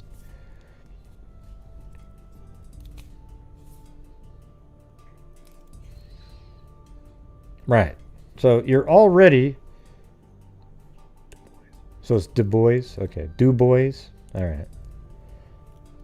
Like Idaho has that one. Like Boise. Almost spelled the same at the end. Yeah, so you're definitely a person of interest at that point. So the moment you're a person of interest and they want you to take a polygraph test, that means they're kind of interested in you. And they're going to try to get, try to look at the information in a way to try to keep you, it sucks. So I just wouldn't take one. Absolutely wouldn't take one. There's no reason for you to take it at all, other than to make them... Okay, yeah, he didn't... See, they always end up saying, well, he took the polygraph test pretty willingly. Well, what does that got to do with anything? I mean, who cares that he took it willingly? See, because that means that was your entire intent, is to see what his reaction was when you asked him to take the polygraph test. It had nothing to do with how accurate the test is itself. Yeah. Nell told me, Sheriff, about one night when Amy and Steve were over for dinner. Nell noticed that Amy was bruised. Amy made a joke saying that Steve can get a little rough sometimes. Nell found Amy's reaction odd, saying Amy just laughed it off. And maybe it wasn't even from him at all. She said that as a joke, you know? I mean, it's possible, right? Nell found Amy's reactions odd, saying Amy just laughed it off, would not look me in the eye, and I said, that is not normal reaction, particularly for Amy. Eventually, Steve had Amy declared legally dead, and in 2004, he married Ellen Sisman, with whom he is now has 2 children. Steve Bechtel remained the prime person of interest in Amy's disappearance for many years. In July 2007, the 10-year anniversary of her disappearance, Roger Rizzer, the detective who succeeded Dave King on a case, commented on a cold case to the Billing Gazette. In my mind, there is only one person that I want to talk to, only one person who has refused to talk to law enforcement, he said, and that's her husband. A tip came from a man named Richard Eaton, who told the sheriff that his itinerant brother, Dale Wayne Eaton, may have been involved, but the investigators ignored the information as they were focused on Steve Bechtel at the time. By not pursuing the lead, they may have allowed the notorious Great Basin serial killer to get away, as on July 30th, 1998, nearly a year after Amy's disappearance, Dale Eaton was finally arrested for another murder. In an area called Patrick Draw, less than 3 hours from Lander, Shannon Breeden, her husband Scott, and their 5-month-old baby Cody were traveling when their van broke down at a pullout along Interstate 80. Eaton stopped his off-green 85 Dodge van and offered them assistance and asked Shannon to drive. Eaton then pulled a rifle from the back of the van, kidnapped the family look how terrifying this is right here. Listen to it. He kidnapped the family at gunpoint and directed them south of the highway into the desert. Shannon accelerated and turned in a tight circle instead, which enabled Scott to jump out of the van with the baby, and then Shannon to get out of the other side. Scott grabbed Eaton and hit him over the head with a rifle butt. After a struggle, Eaton was stabbed with his own knife and left whilst the family drove away at speed. Richard Eaton knew that Dale had been camping. So listen to this part right here. Listen to how crazy this shit is. So this is Dale Eaton's brother. Richard Eaton knew that Dale had been camping in the Burnt Gulch area at the time of Amy Bechtel's disappearance at an average elevation of 7,860 feet, where she was marking her 10-kilometer running route. And coincidentally, this was a favorite elk hunting and trout fishing spot of the Eaton brothers. But after Richard Eaton's called police with the suspicions, the detective dismissed the tip, choosing to believe instead the word of Dale Eaton's niece, who said he was visiting her in Greeley, Colorado on July 24th. A $100,000 reward out for information leading to the resolution of Amy meant that investigators were suspicious of Richard's motives. So they just messed that shit up. And the thing is Richard Eaton. Well, here I'm gonna switch now to a different clip.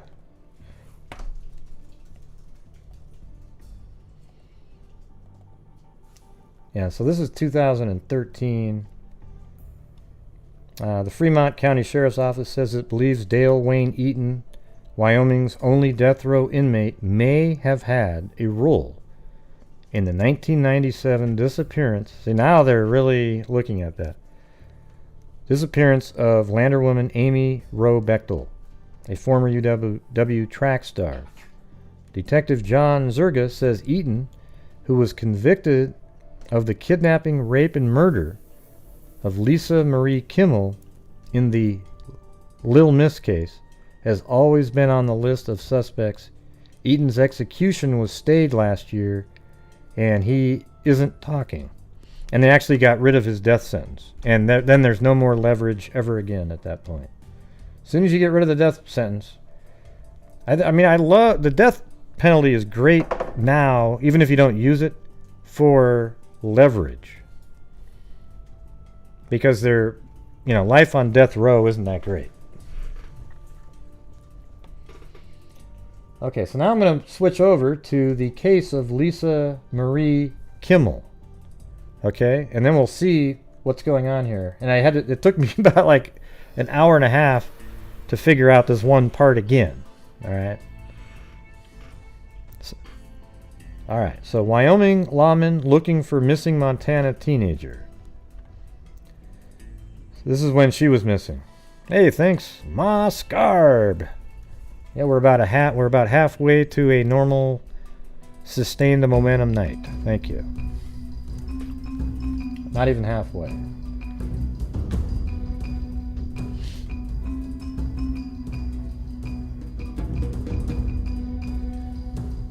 M.A. Scarb, or is it Ma Scarb?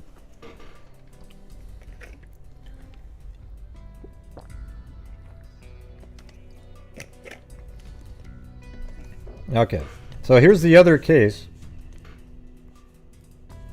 Wyoming lawmen are looking for a Montana teenager who disappeared while driving her small sports car through the state traveling north from Denver to Cody. Lisa Marie Kimmel, 18, and her black 1988 Honda CRX SI were reported missing Friday when she failed to show up at her boyfriend's house in Cody, her mother Sheila said on Monday. Hey, thanks, Chrissy Paradis. Kimmel has bluish-gray eyes and dark blonde, shoulder-length hair and has been permed and cut in a layered style. This is 1988. She's 5'3" tall and weighs about 115 pounds. Hey, thanks, Carolina T. There you go. That kicks it into the 60% range. Appreciate it. Yeah, this is this case is pretty freaking nuts. Okay, so the last one, it just ends in a mystery, but I think there's a very good chance this guy did it. I think there's a very good chance. Wave woman surfing.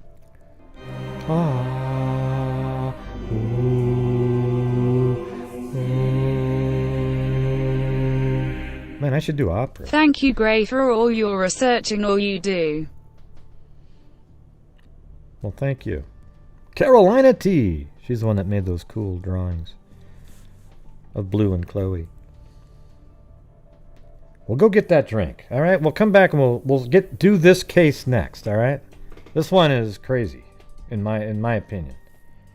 Just a lot of weirdness in it.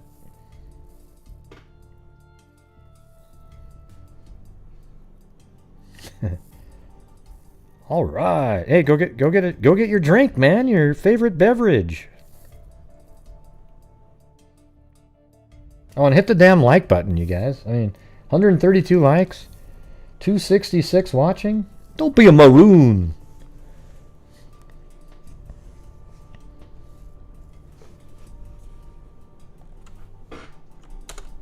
I'm fired out of it now. Hit the like button, hit the like button, hit the like button, hit the like button, hit the like button, hit the like button, hit the like button, hit the like button, 20, 25, 30, 35, 40, 45, 50, hit the like button, hit the like button, hit the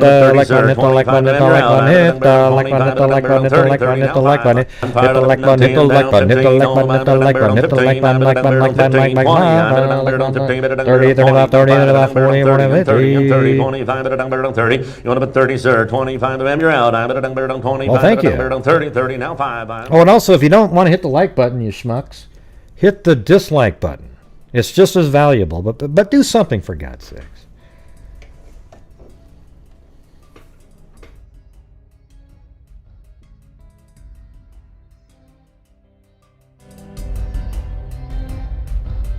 And I'm only calling the people who haven't hit the like button a schmuck, okay?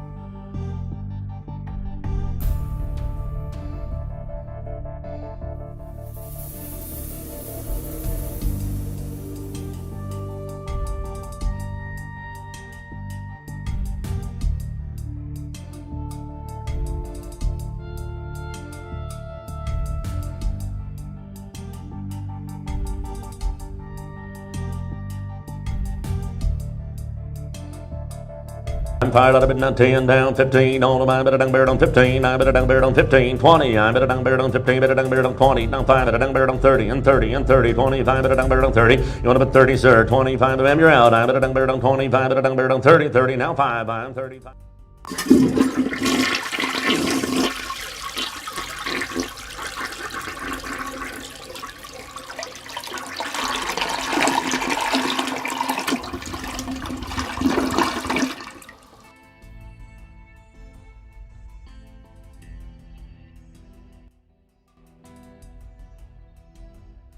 All right. And yes, I washed my hands. Thank you.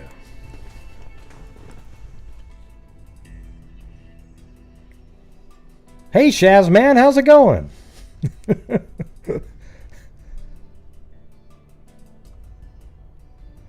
All right, here we go. Yeah, hit the dislike button.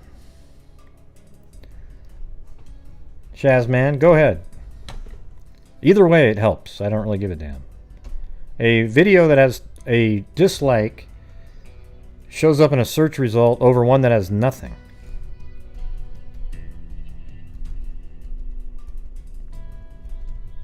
Is anybody there? Anybody there at all?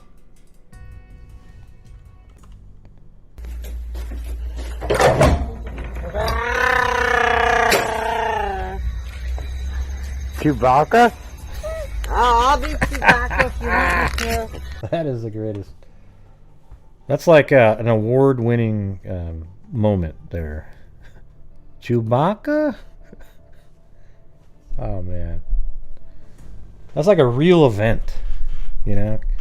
Cairo's coming out of the hotel.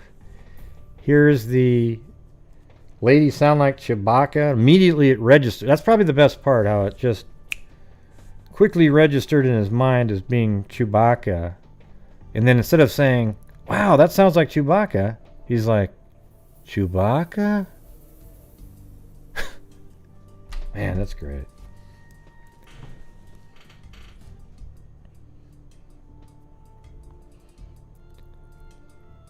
Yeah, that was awesome. Okay, here we go. Wyoming lawmen are looking for a Montana teenager who disappeared while driving her small sports car through the state traveling north from Denver to Cody. Lisa Marie Kimmel, 18, and her black 1988 Honda CRX SI were reported missing Friday when she failed to show up at her boyfriend's house in Cody. Her mother Sheila said on Monday. Kimmel has bluish-gray eyes and dark blonde shoulder-length hair and has been permed and cut in a layered style. She's 5'3", weighs about 115 pounds. She was wearing a black and white sweater, blue jeans, and flat black shoes where she was last seen by a Wyoming highway patrolman who stopped her for speeding near Douglas. Isn't that crazy? Her father spent Sunday searching northern Wyoming in a plane chartered in Cody. Monday, he distributed posters bearing his daughter's pictures and descriptions in Wyoming. Sheila Kimmel fears that her daughter, who was traveling alone, may be the victim of foul play. Yellowstone County, Montana Sheriff's Deputy Frank Dossel agreed, saying the young woman disappeared under very suspicious circumstances. Lisa left work at 3 p.m. Friday, her mother said. A few hours later, she was driving north on Interstate 25, about 5 miles south of Douglas, when she was stopped for speeding by Wyoming Highway Patrolman Al Lesko.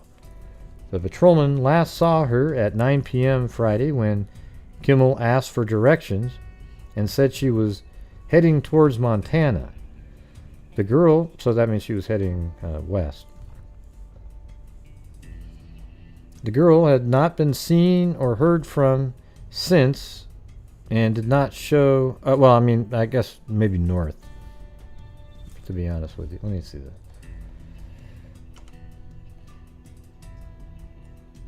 Yeah, north. Sorry. Hey, my geography isn't too bad.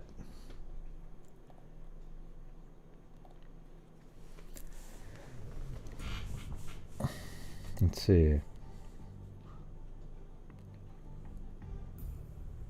The girl had not been seen or heard from since. A teletype message Yellowstone County Sheriff Michael Schaefer sent to Casper Law Enforcement Agency says the young woman's boyfriend contacted her parents in Billing when she failed to arrive at his home. Man, that must have just... horrible. Kimmel has never been in trouble and is described as straight as an arrow, the sheriff teletype says. The girl's car, which has personalized Montana license plates saying Lil Miss on it. So that's what, I mean, it's crazy that's mentioned in this first one. So Lil Miss, okay, Lilmiss on it, has been reported, seen in the last 4 days in Billing. Let's see, Kispel and Great Falls, Montana, and Buffalo, Schaefer messages said. The reports have stated that there are 1 or 2 male occupants, but none of the reports include a female subject in the vehicle. The teletype continues. Huh, that's pretty interesting.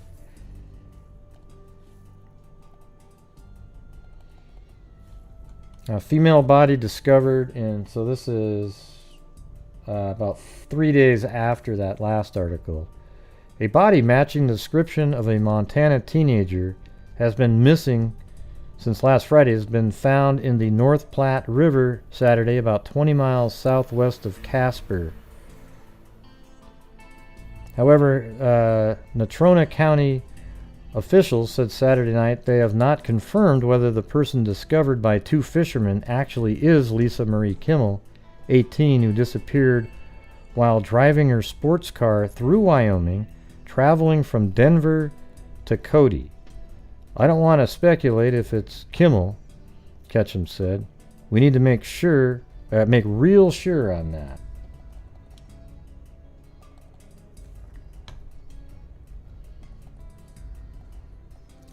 Ketchum said homicide is suspected in the death of the female described as white, in her late teens to early 20s and just over 5 feet tall. There is no doubt that there was foul play, the sheriff said. The partially clad body was found around 2:30 p.m. in 18 inches of water by 2 fishermen about 2.5 miles south of Clark's Corner along Highway 220. Let's see. Clark's Corner. Let's see if we can find that.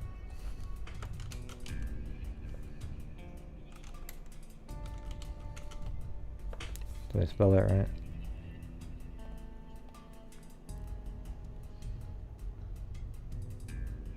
No, it's just, there's no E.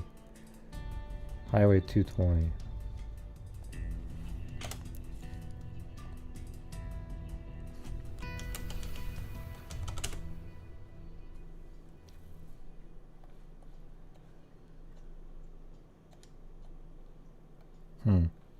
Maybe there isn't anything called that anymore.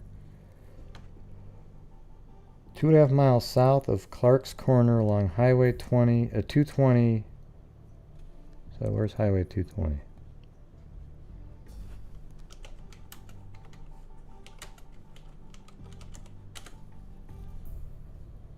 Well, maybe it is in this area.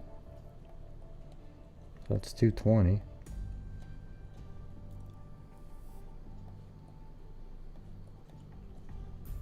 And that's the river right there. So maybe just somewhere around in here we'll just throw out a general.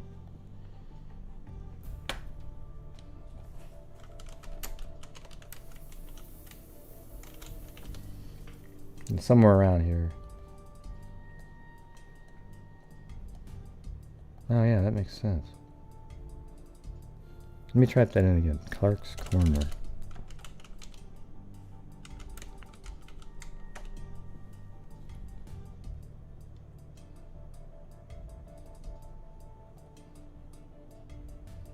That's not it.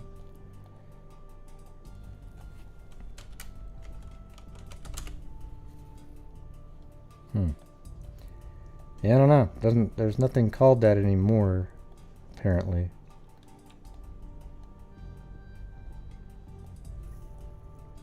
And this is in kind of like early spring, you know, or late winter. You're coming out of this.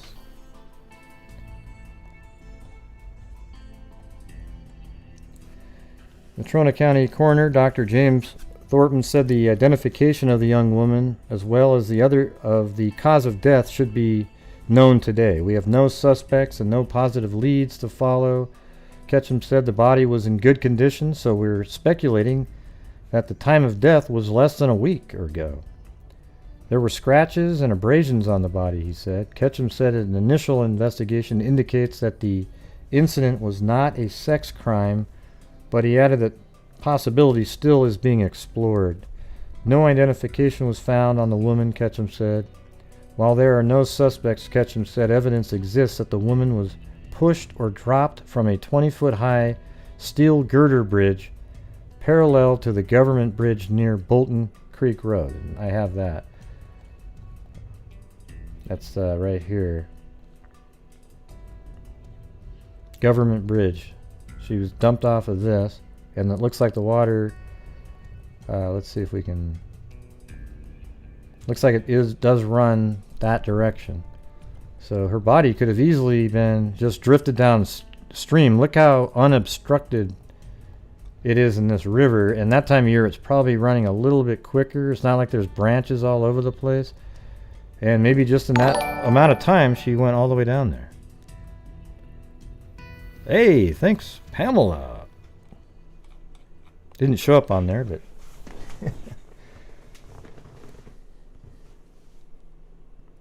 oh my god, that's about 9 hours from me.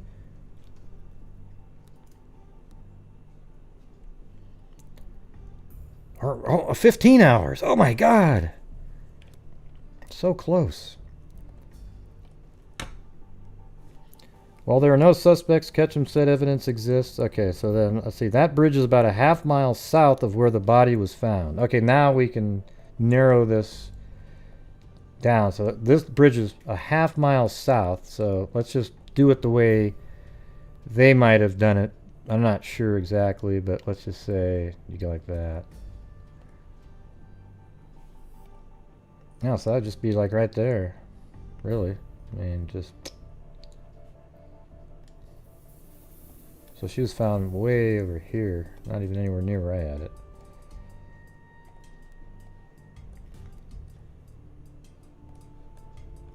And is that, yeah, that's 220 even.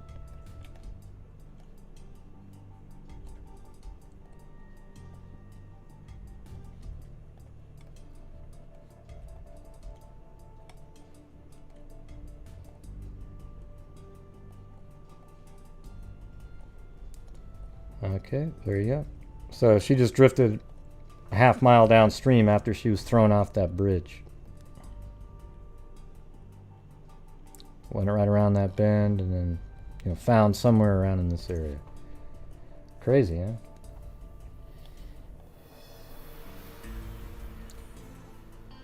It is possible that there is more than one crime scene because Ketchum said only minimal evidence was found at the steel girder bridge. Isn't that crazy? So they went to the bridge, found evidence on it that was related to her, you know, probably some blood or something like that.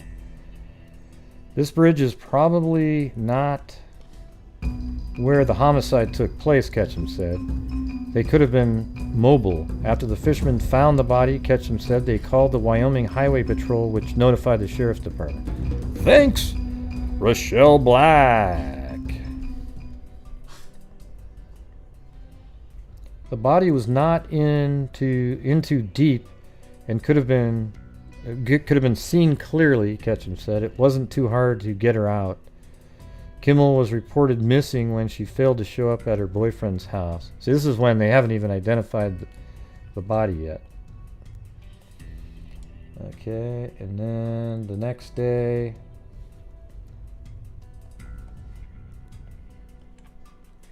Body found in North Platte, identified as Montana girl. The body of a young woman found murdered Saturday in North Platte River turns out to be Lisa Marie Kimmel, 18, missing since March 25th.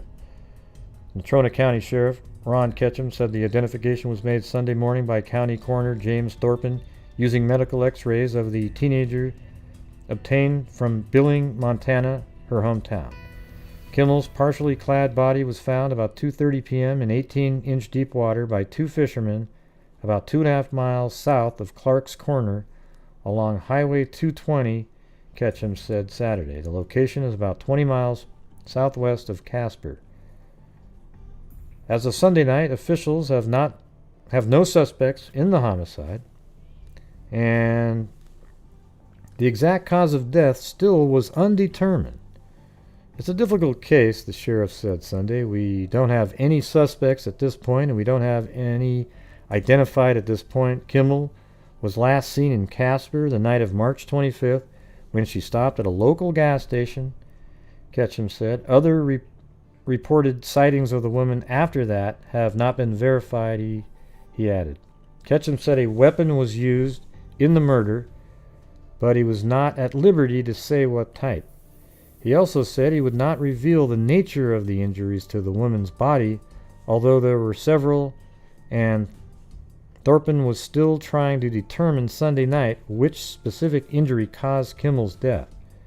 We're not sure exactly what happened, Ketchum said. The wounds are explicit and clear, but we just don't know what caused what. The sheriff said Sunday that he could not elaborate on his earlier statement that the body was partially clad because presumably only the murderer would know exactly what clothing the woman was wearing. That's pretty interesting because in 1988, a lot of times they weren't thinking like that. That almost seems sometimes like a newer philosophy, the part about only the killer would know. Because you remember how much detail was in the papers in the 70s and even in the 80s? On Saturday, he said there is evidence that Kimmel was murdered elsewhere, and her body was thrown into the river near where it was discovered or recovered. Although there were no visible signs of sexual assault, Ketchum said that possibility cannot be ruled out because water in the river could have washed away evidence of such an assault. We also said it is impossible to determine the exact date of death because of the body's exposure to the cold North Platte water and the varying weather conditions during the past week. But he said the body was not decomposed. Ketchum said that finding Kimmel's car will go a long way towards cracking the case. And man, when you guys find that's crazy shit. Law enforcement officers have launched a search for Kimmel's missing car, a 1988 black Honda CRX SI with Montana license plates saying Lil Miss, that has carried them into Canada. Ketchum said there have been numerous reports that the car which Kimmel was driving the night she disappeared have been seen north of the border as well as in several areas in the United States. He said the FBI has been asked for assistance in coordinating search efforts. Kimmel was en route from Denver to Cody the night she disappeared. Earlier that night, she was stopped by a Wyoming highway patrol officer for speeding near Douglas. The location of the body, Kimmel's itinerary, and her being positively placed in Casper the night she disappeared suggests that the murder may have occurred in the Casper area, Ketchum said. He urged people to be cautious of anything suspicious that they feel might be connected. Yeah, and then there was nothing. I mean, literally the story disappeared from the news. There wasn't even, very little updates at all, nothing. Then in 2002, 14 years later, discovery brings mystery to life. For some Casper residents, the discovery of homicide victim Lisa Marie Kimmel's car last month was the first they thought of the 14-year-old case in possibly as many years. Yeah, exactly. I just showed you there was no articles at all. That's why they didn't think about it. In another story entirely for law enforcement officials like Dave Davala, former Natrona County Sheriff, whose mind often turns to local mysteries and tragedies, like the Kimmel case, he said he recalls all of the 9,000 rumors about where her car was. It just gnaws at you. These cases are unsolved, he said. There's not a day that goes by that you don't think about one of these cases. The discovery of the car in Moneta about 70 miles west of Casper, on land owned by Colorado federal prisoner Dale Wayne Eaton, 57, has prompted Fremont County Sheriff Roger Millward to review his county's unsolved homicides. Okay, because now you're like, whoa, whoa, whoa, whoa. And now they go back and they start looking at the Amy Wroe Bechtel case. Millward's agency cooperated with Natrona County in investigating in Moneta. The outcropping is situated. There's only 10 people. The population of Moneta is 10.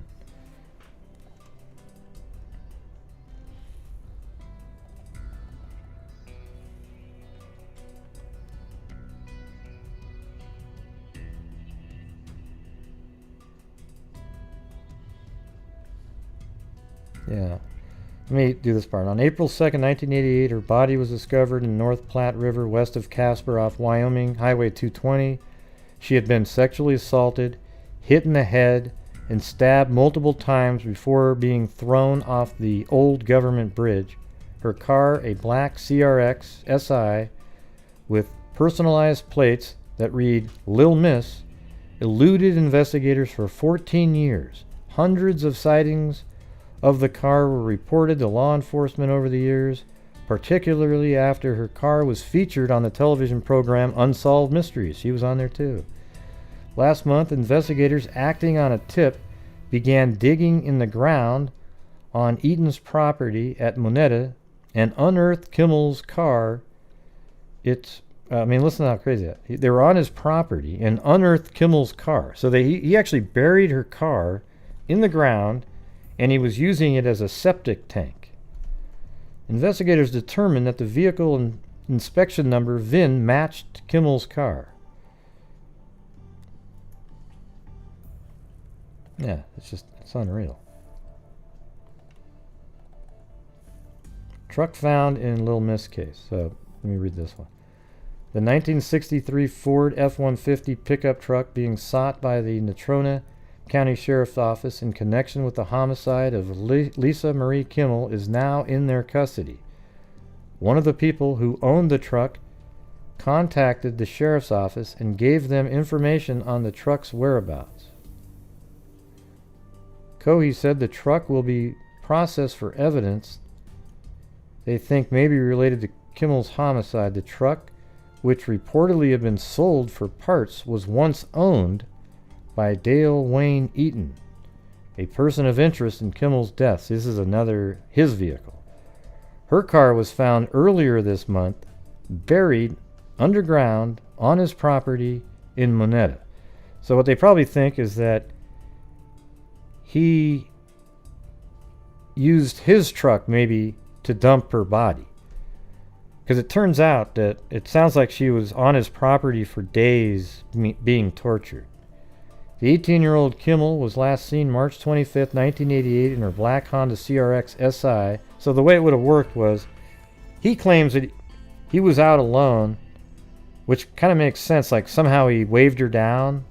She probably just drove by and he said, hey, and then he picked her up and then he did something to her, got her back to his place. And then maybe right at that time, he buries her car in the ground during the day or whatever the hell he's doing. And then once he's done with her, he takes her in his truck and then throws her off that bridge. Her body was found 6 days later. Let's see, what is it? Right here it says, she bore a personalized Montana plate that read Lil Miss when she was stopped for speeding on Interstate 25. Her body was found 6 days later. Investigators say she was sexually assaulted, hit in the head, and stabbed several times before being beaten, thrown from the government bridge off Wyoming Highway 220. Okay, then about a year later, case haunts retired agent Don Flickinger is standing on an old trestle bridge over the North Platte River west of Casper, on the spot where Lisa Marie Kimmel was murdered 15 years ago. I wonder if there's actually a street view on this. Is this something you can...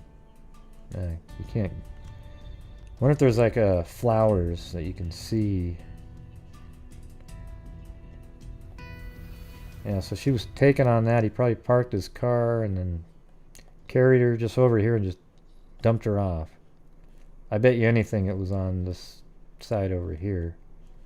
Oh, wait a minute. This doesn't work, everybody. I got to go get in the plane and fly over there. Hold on a second, everybody.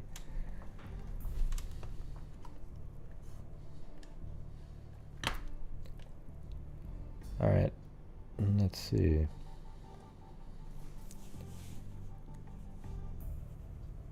It's been about as many years since Flickinger, a 64-year-old retired federal agent from Billings, last visited the bridge.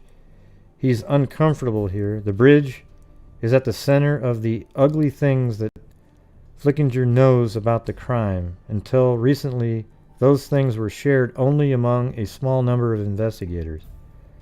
Flickinger has seen the evidence that the young woman was bound and repeatedly raped, probably over a period of days before she was killed. Flickinger has studied the medical examiner's reports of the head injury and the knife wounds arranged in a circle on her chest. He knows the horrible details of how Lisa Kimmel was killed. Man, that's brutal. The bridge over the North Platte was on his mind during the years he spent trying to catch Lisa's killer. For 6 years, Flickinger devoted most of his time to solving the crime. He investigated members of a cult, took dozens of blood samples for DNA analysis, traveled to Texas, Las Vegas, and Alaska, and even met with psychics. Oh boy. At one point, the investigation led him to consider other cops as suspects. Flickinger reached mandatory retirement age in 1995, ending his official role in Lisa's murder investigation. But he remained connected to the case and talks frequently with Lisa's parents. It was the greatest disappointment of his career that he was unable to track down Lisa's killer. As the years passed after he retired, Flickinger remained confident that the killer would be caught. He told himself that the foreign DNA found with Lisa's body, so they actually were able to get DNA out of her, would one day be used to identify a suspect. That day came last July. After years of looking for a match, authorities got a hit on a DNA sample from a man named Dale Wayne Eaton, who was being held in a Colorado prison. The DNA match led investigators to Eaton's property near Moneta, 75 miles northwest of Casper. There they found Lisa's car buried near a ramshackle trailer and metal shed. Last month, the 58-year-old divorced drifter was charged with Lisa's kidnapping, rape, and murder. Eaton's arrest and arraignment brought some relief to Flickinger, but questions linger. If Eaton is guilty, how did he abduct Lisa? Did her car break down on the desolate highway?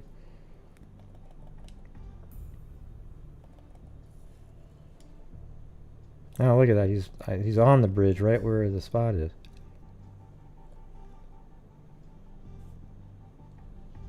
Yeah, that's about where I think I was thinking.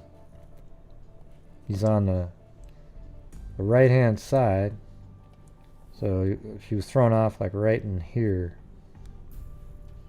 But hold on, I got to fly over there and let you guys know. Hold on a minute.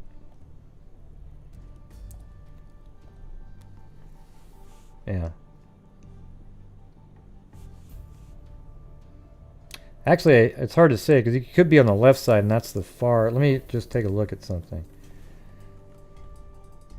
You could be looking out the back end here like that.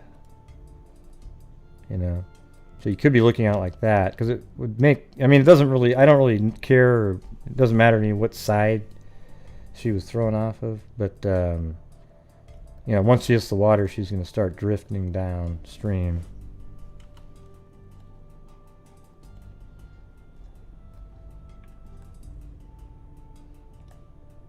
Yeah, unfortunately there's no street view, so I can't tell you. Let me just look from here for a second.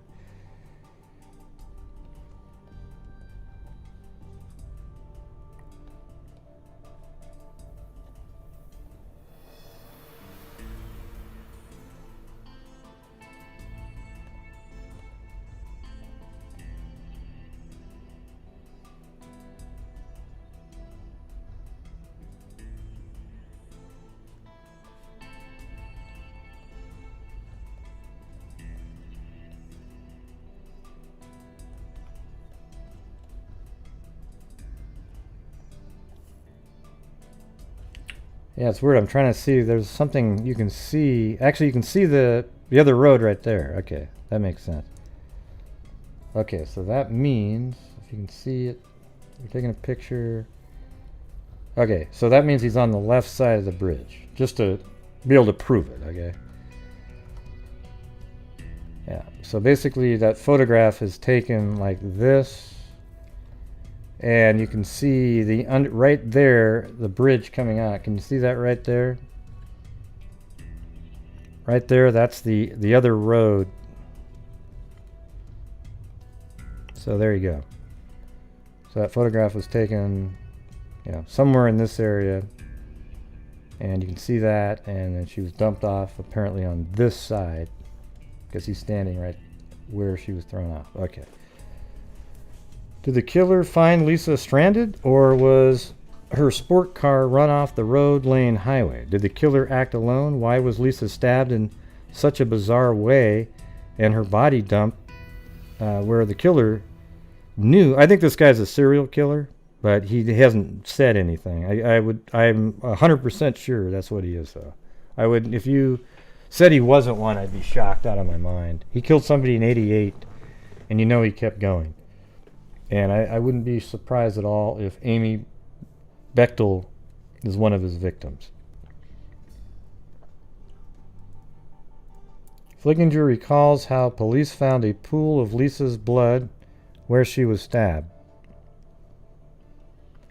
He remembered the pictures of her body in the river face down in a tangle of weeds, and he thinks about the years he spent hoping every day for her killer to be caught. With that, I know for me this is a haunted place. In the spring of 1988, Flickinger was an agent with the Federal Bureau of Alcohol, Tobacco, and Firearms in Billings. 3 years earlier, while working in Minneapolis, he was offered a chance to return to his home state to open a bureau office. The offer meant Flickinger would finish his career in Montana and be close to his parents, who still lived where he grew up in Conrad. The new assignment was a change of pace in Minneapolis. For 15 years, Flickinger worked mob cases, went undercover on illegal gun deals, and investigated deadly arson fires. He was on a team of federal agents who assisted the Secret Service during presidential campaigns and visits by foreign dignitaries. Yeah, so the rest is just kind of like about his life. Now look at, there are some flowers right there. And you can see that there's a road. Yep. Yep.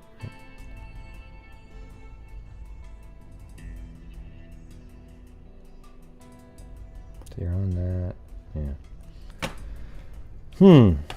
Okay. What if it's still there? Let me just see if those flowers are there.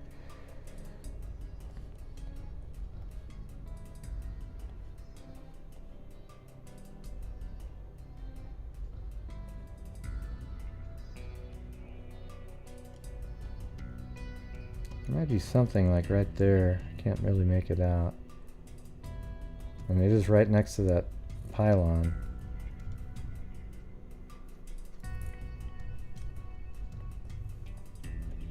Can't tell.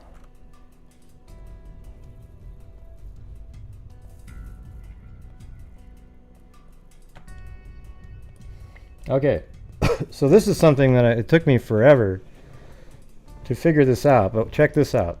This is the stuff I know you guys like as well as I do. Of course, if I was there, I'd be able to do it a lot better.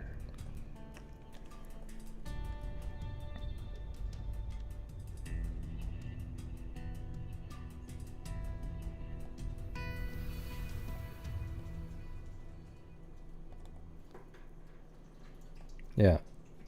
So here's the town right here of Moneta. And you look around here and you kind of think, okay, there's only 10 people that live there. I was thinking maybe it was this house. But let me see if I can find.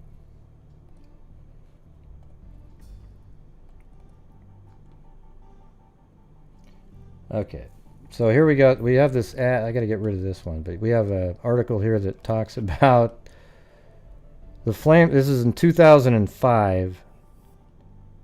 The parents, after they sued his estate and they won the property, and then they burnt down the trailer and the shed and everything. You can kind of see it vaguely in there.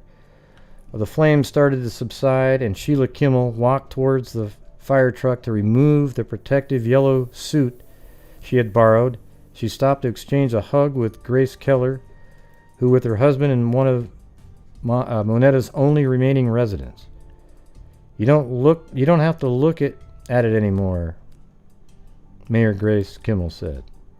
That's a good thing, Keller replied. The derelict trailer and barn stood next to where the car of 18-year-old Lisa Marie Kimmel was unearthed nearly 3 years ago. And when they pulled it out, it had that license plate, the Lil Miss on it. On Monday, what would have been the younger Kimmel's 36th birthday, family, friends, and a host of others watched the buildings burn to the ground. All right, so I was kind of looking at this, and we've got the picture. Let me zoom in on this for you guys. So apparently that's the property right there, and that's actually his vehicle that he would drive around in. And this is the property. And shit, I mean, I wonder if that's, well, hell, it looks like that's the dirt that they removed to get the car out. That mound right there. Okay, so that's the property. And so I thought, okay, maybe it's one of these. And they burn it down, so it's not there anymore. So I went back in 1995. It should have still been there because it didn't get burned down until 2005. So I go to 2006, and you look at it, and it just seems like the main structures are kind of all there. So then I was kind of like, okay. Then I went down to Street View on this road here, and then I was looking at it, and then what I noticed, though, on the picture that I just had up on the screen was, look at that mountain behind there. Well, I don't see it there. You know, there's one way back there, but that wasn't it. Well, you turn around, and then you go to the other side of the road, and I was looking at satellite imagery. I was looking around, and I went back to 95 again because we knew it was burnt down, and then I happened to notice that there's this object right here. I guess I was thinking, well, could that be it then? Because it's still, that would be considered the same town of Monetta. It's right just on the other side of the road. And I thought, could that be it? So then I went down to Street View here. And then while in Street View, I looked over, and by God, you can see the mountain range back there. And then look at this. Watch this right here. I'm going to zoom back out a little bit. Now see right there how the mountain range is flat, and then it takes that little dip right there. Boom. Well, that's right there. I mean, it's exactly the same. I mean, if I put this up next to it, you can see it. Watch. Look at that. Right there. Right there. And then also everything else too. How it goes like this and then dips and then back up again. Right there. There's even a little tiny peak right there. Boom. Okay, so then you know that you're in the right spot. There's just no house there anymore. So you go back up to 95 and you look right there. Boom, there it is. And then if you go on Google Earth to 2006 after it had already been burnt down, there's nothing there whatsoever. And then you go to 2009, keep going further a little bit, and it seems like you can sort of see remnants of stuff there at some point, you know, like maybe where a building was, I don't know, but there you go. So that was his property. I was hoping there would be some like 2000 and, you know, like a 1998 or something a little bit later that was clear so we could see, you know, where the mound was. But that's definitely where I would bet $1,000, or not 1,000, about $200 that I think he might still be alive. The thing is they abolished the death penalty for him, so he is, now he doesn't have any incentive to talk at all. Yeah. But you know what? I'd have to go there, everybody, to really know. Anytime you hear somebody say that, just counter back to them. I literally, you guys know how this works, right? Like every time we do these shows, and we do the street view and we figure things out, everybody feels like they've been there. And after we do it for a while, you could almost go there and know exactly what you're doing. That's just how it is. So, let's see if there's anything else on here. Yeah, this lady wrote a book on it.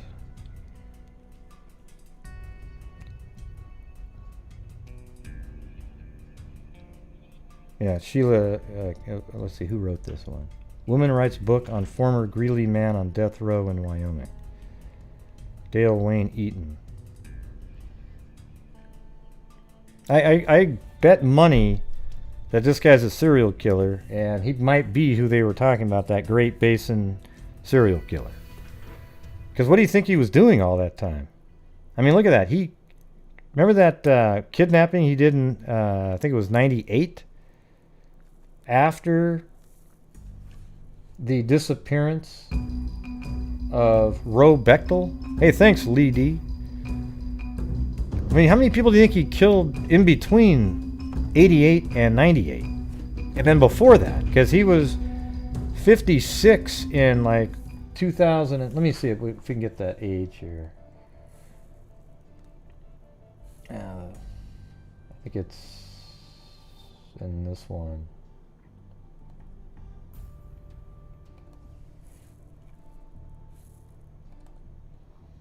Yeah, I think he's around 80 right now, 78 or something like that.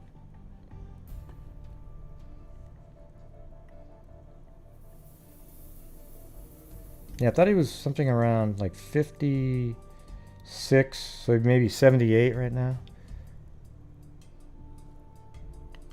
What do you mean check his signature? What do you mean?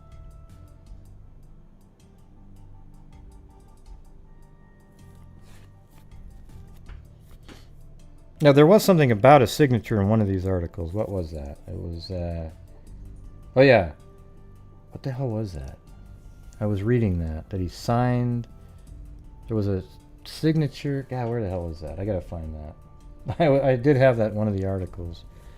Let me see if I type in signature here.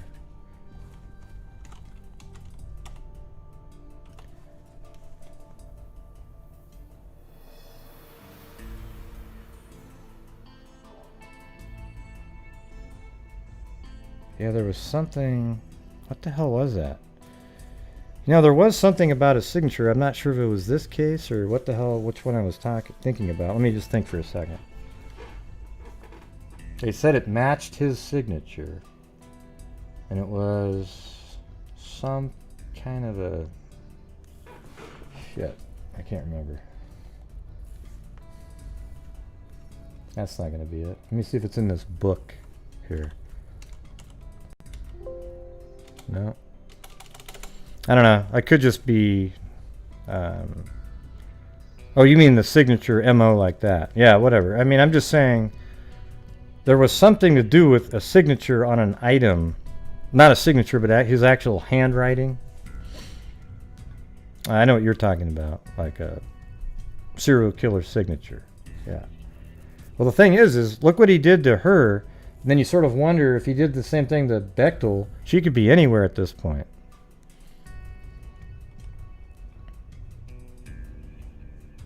He was pretty careless in 1988, and he probably was like, "Oh shit, they found her." So then in 98, he was a lot more.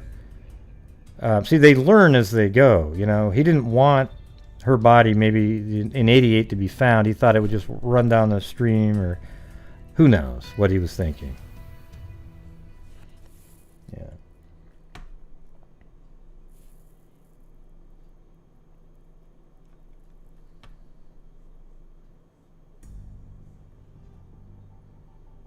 Oh, look at that.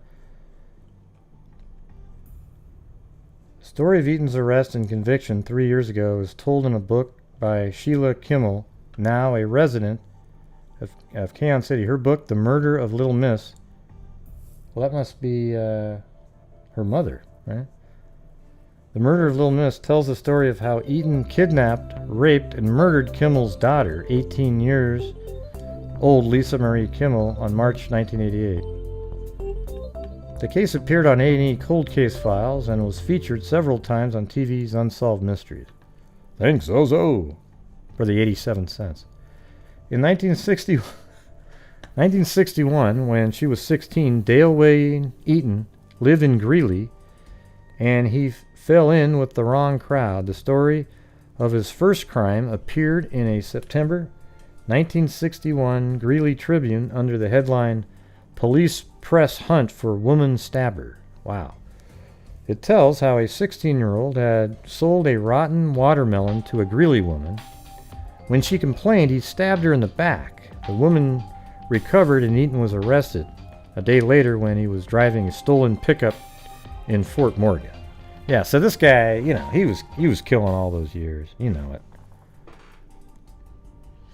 Yeah, the stabbing in a circle was weird. I'm sure, who knows what he was doing there.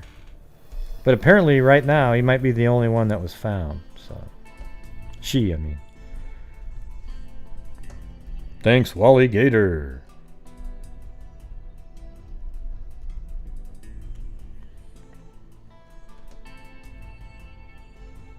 He was sent to Buena Vista Reformatory for that crime, but it was only the beginning of Eaton. He would serve prison time, be sentenced to federal penitentiary, and sentenced for another murder after he killed his cellmate. But Kimmel's book centers on Eaton's murder of her daughter.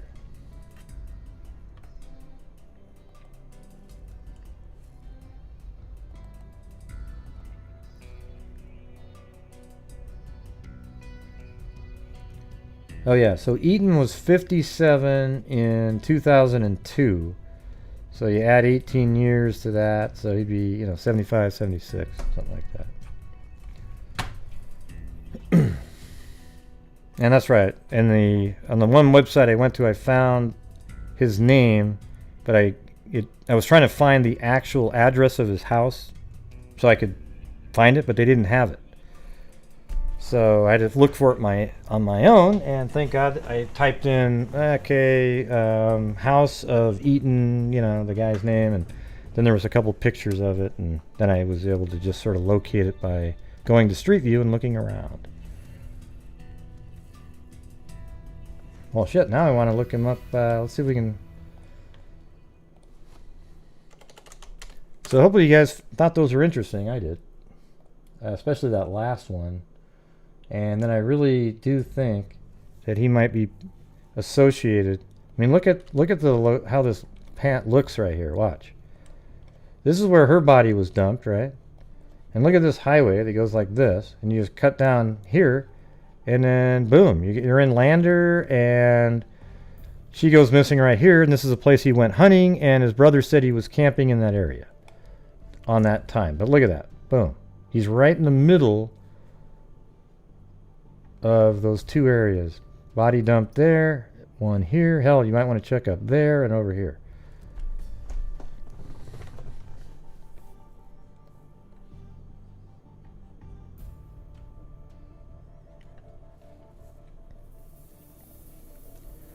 Alright, so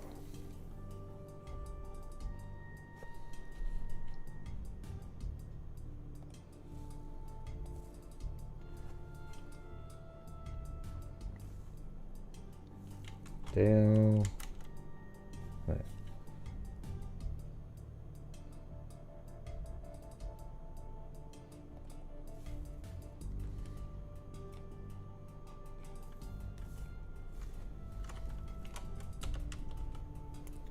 Yeah, Dale Wayne. That's him right there. Look at that. Man. Shit. Could you imagine having that guy? Just a monster. Jesus.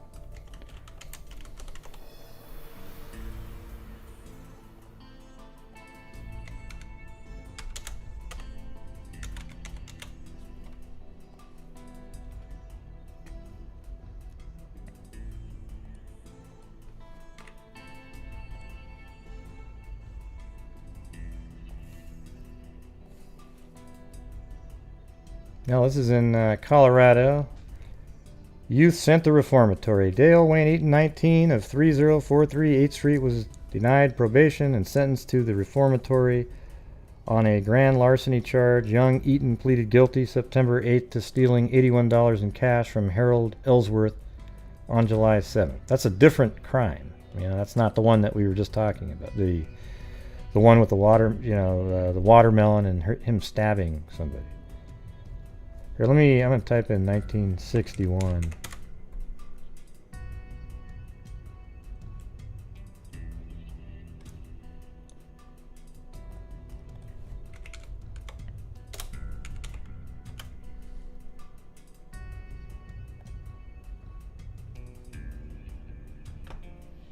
Yeah, he was definitely all over the place, though.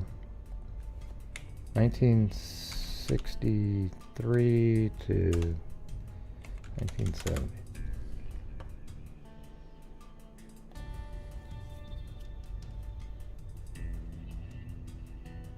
Okay, that's not him.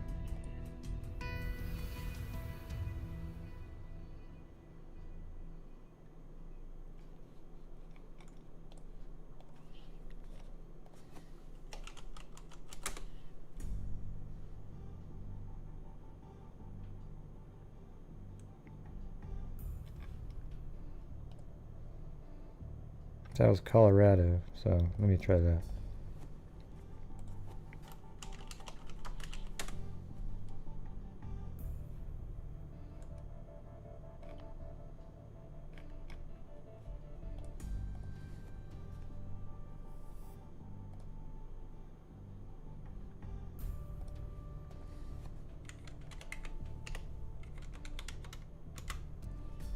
Just anywhere.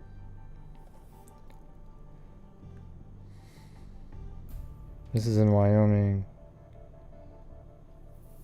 It's just talking about his debt. Green River, welder, mechanic, $8,049 liability, $50 in assets.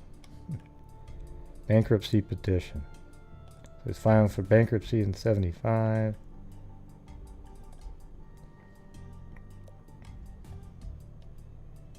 Mr. and Mrs. Milton Marvin Rosentreater. Mr. and Mrs. Dale Wayne Eaton. That's in Texas, probably a different person. Hopefully. Hope he didn't have any kids.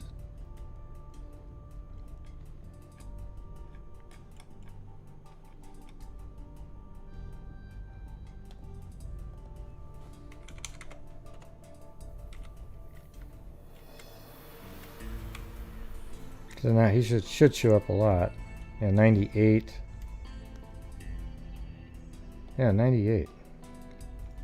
Wonder why he's showing up in 98. Fishing, hunting, and sewing. She was a wonderful cook and had a humorous side that was a joy. Survivors include her husband of Riverton, 3 sons, Dale Wayne Eaton of Green River, Alan Lee Eaton, and Richard Edwin Eaton. Is Richard the one that we heard about earlier, the brother? So it looks like his mother died. Marion F. Sis Eaton. God, look at that Sis. Remember the Little Miss? Kind of reminds you of that, doesn't it? Sis Eaton, 73, will be held today at 2 p.m. She died August 24th. She married Merle Eaton September 1942 in Lander. That's the same damn town. Shit. I mean, look at that. So that means she married Merle E. Eaton on September 1942 in Lander. That's the same town that Bechtel lived in. That's where his parents apparently lived, or got married anyways.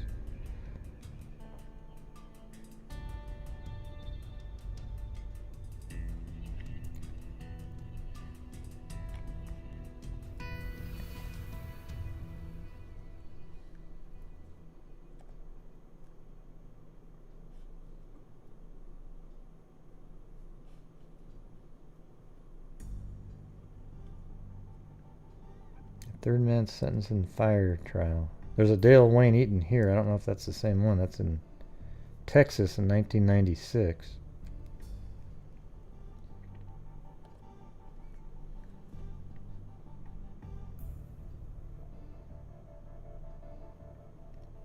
Yeah. A lot of stuff going on in Texas. That could be him, I guess. Well, let's see. He was 30. 1995, they have 33. So that would be 25. No, that's too young to be him.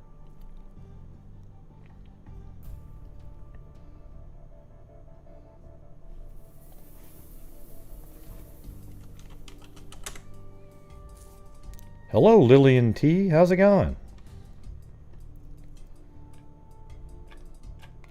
Well, anyways, I think that's about it for that. But that's pretty interesting. Maybe we'll look up some of, look at the, the Great Basin killers and see what's going on there. How many of them seem like they could be similar, or just do random. Well, hell, we could do some right now. Let's see. So let's just say from 1985 to 1995, Wyoming, and then just say something like woman's body found or something. Oh wait, that didn't take. Hold on, let me put Wyoming in there.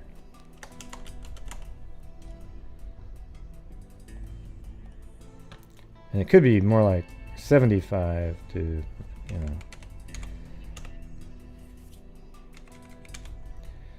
Okay, so if in 2002 he was 56,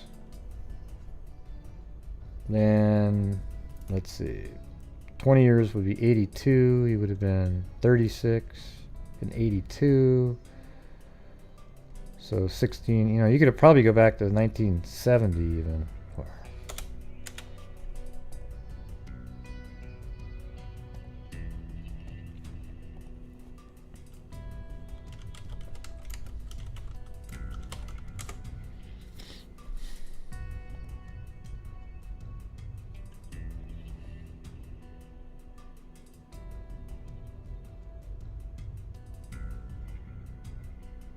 Isn't that the same river? The identity of a Glen Rock woman whose body was discovered earlier this month in the North Platte River. Wasn't that what that one was called? I mean, I don't know if my memory is failing me. If I'm Joe Biden. Isn't this what that river is? Yeah.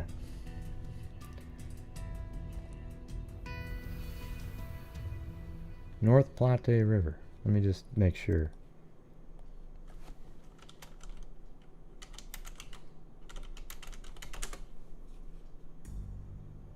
Yeah, so I think it continues on. You can see it. See? It keeps going up, around. And then it continues on up into here. And I think that's what they referred to it as, right? Okay, well, that's weird.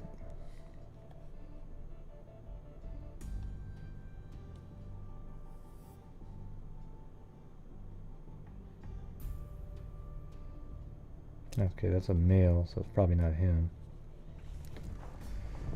According to Whittick, Grantham was last seen. Let's see. Converse County Sheriff Chuck Whittick said Monday that friends of the victim positively identified Belinda May Grantham 20. See, now we're in that same age bracket. And now let's type in murder of Belinda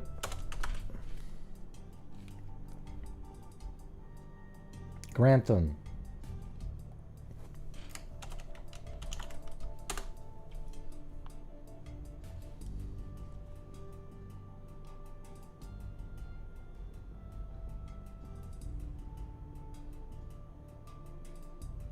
God, wouldn't that be weird? Because look at, as soon as you type that in, you keep counting now. Dale Wayne Eaton. God, is it not solved? On August 6, 1981, Belinda Grantham, age 20, was found in North Platte River near a bridge in Glen Rock, Converse County, Wyoming. She had a rope tied around her neck, weighted to a rock. She had been strangled. She was last seen in the Natrona County Fair in Casper Wyoming. See, Casper again. Anyone with information regarding the case is urged to contact Converse County. When was this written? That's 2008. But let's see. But who had killed her? The case has yet to be solved. The murder is remnant of Ted Bundy's killing. No, I think it's exactly... You know, so that he might just be doing all kinds of different types of killing. They don't always have a signature. Let me look at why this name is used again.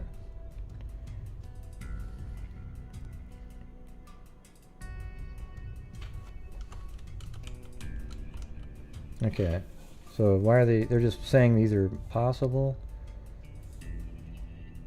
So somebody else has probably done some of this that we're trying to do right here. Oh, I guess he did get married. Marries a woman named Melody, 18, and on their wedding night, she wants a divorce. Wow. Because he probably tried to strangle her. They had many verbal arguments. She supported her, but his job was volatile. She was violent, hitting him, and he never hit her back. Oh, okay. Well, I don't necessarily believe that. They got back together, it looks like. Body was found of another suspected related murder of a female, Linda Grantham, between the age of 20 and 35. She appears to be strangled to death and had been in the river several days before her discovery. She died from neck trauma.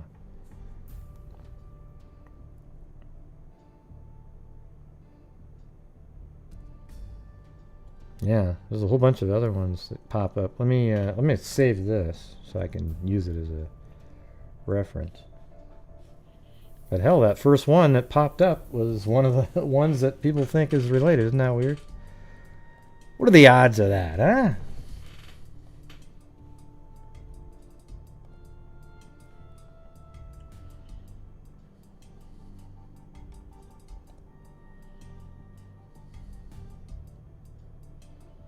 Search parties Thursday discovered the body of a 22-year-old woman who left a snowbound vehicle last week to walk to Midwest. The body of Carolyn Kopp, who was 7 months pregnant, was found late Thursday afternoon, 8 days after she left her boyfriend's stranded car in an oil field near Midwest. Where is this?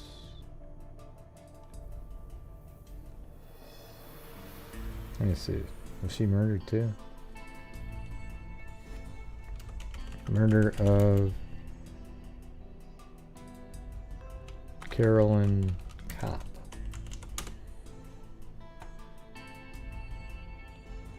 Maybe she died accidentally. Let's see. Body was discovered by a crew searching from a helicopter. Kopp and her boyfriend James were driving through the oil field last Wednesday afternoon when Lawson's two-wheel drive vehicle stuck in deep snow, according to... So maybe she just got lost or something.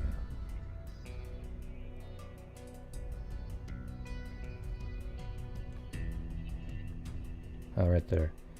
Lawson drove around a road closure sign to enter the area. He told sheriff deputies that he left the car to walk to an oil field service company near Midwest to help. He said that when he returned, he found a note from Kopp stating that she was walking to Midwest to find a ride to their Edgerton home. So it sounds like, yeah, that's so dumb. Jesus.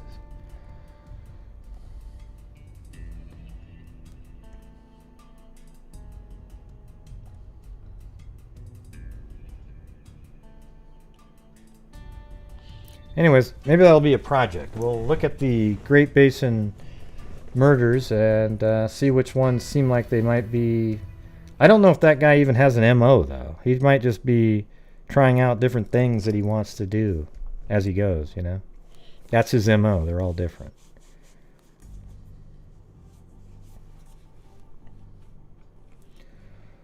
All right, everybody. I think that's going to be it for me tonight. I appreciate you all showing up and supporting the channel.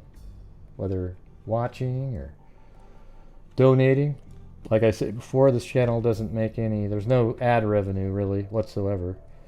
You can ask any true crime YouTuber, even the ones that just make the videos and get 20,000 views, they're almost always demonetized because of the sensitive topic.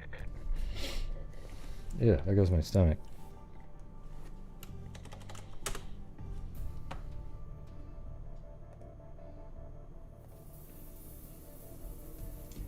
Anyways, I found those interesting. It took a while to sort of get into a place where it was like, okay, that leads to this one and this, you know, put it all together. So, anyways, I appreciate it, everybody. Thank you very much. And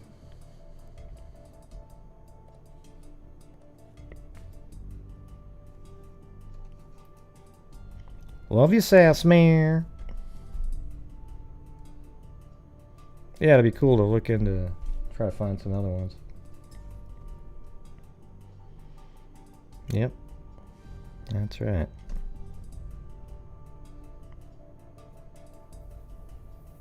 Yeah, I know, Emily.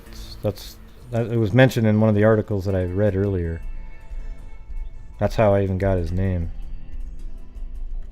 because they thought he was one of the main suspects in her murder. But he won't talk anymore because he is there's no death penalty looming over him anymore. Thanks, Lee D. Yeah, we got to about 65%. Because the way it works is to get to the normal amount, well, it just has to average about around 200 a night to average that to be able to donate what we donate. Mathematically, as I said. But some nights aren't like other nights.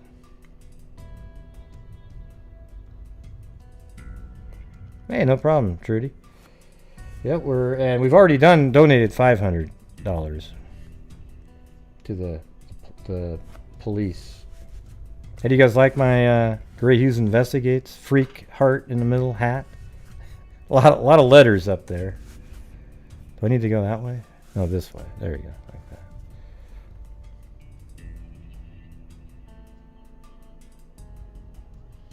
Yeah, that's why it's great to have the death penalty for negotiating purposes too. Except they have to know that it can happen. Like like in California, it's a joke, right? Like, oh, you got the death penalty? Ah, you know, doesn't mean shit.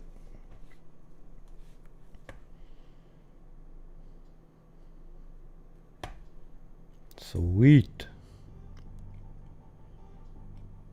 What's next? Oh yeah.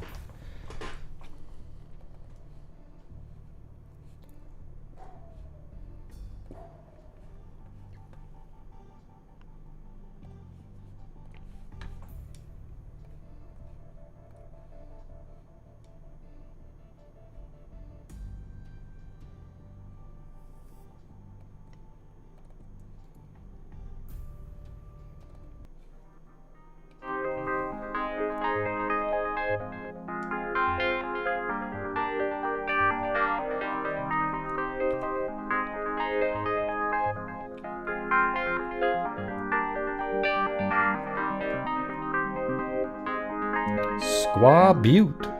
Now you guys know where that is. Squaw Butte.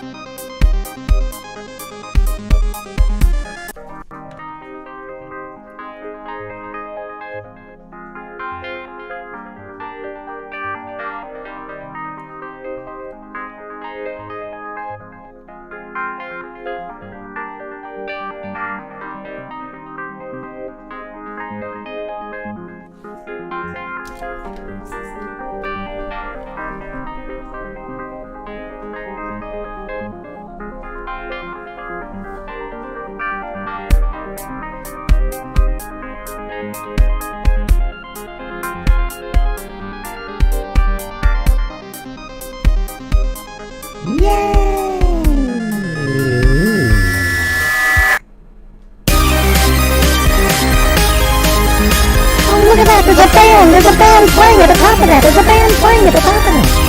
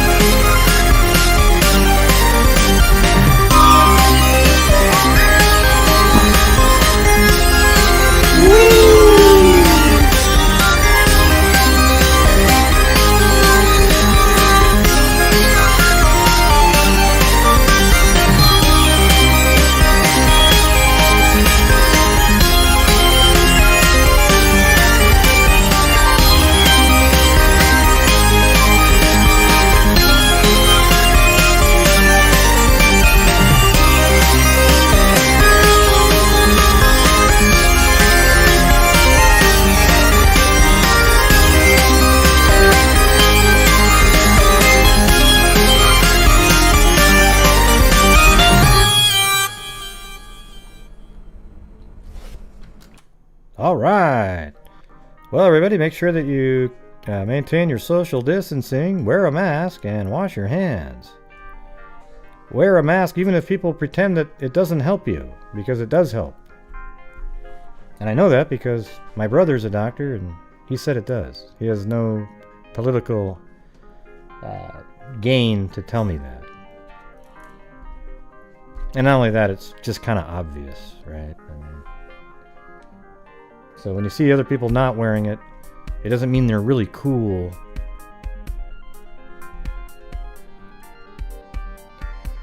All right. Well, thanks everybody for showing up tonight. And, you know, as I always say, everybody, until next time, generous freaks, be safe out there.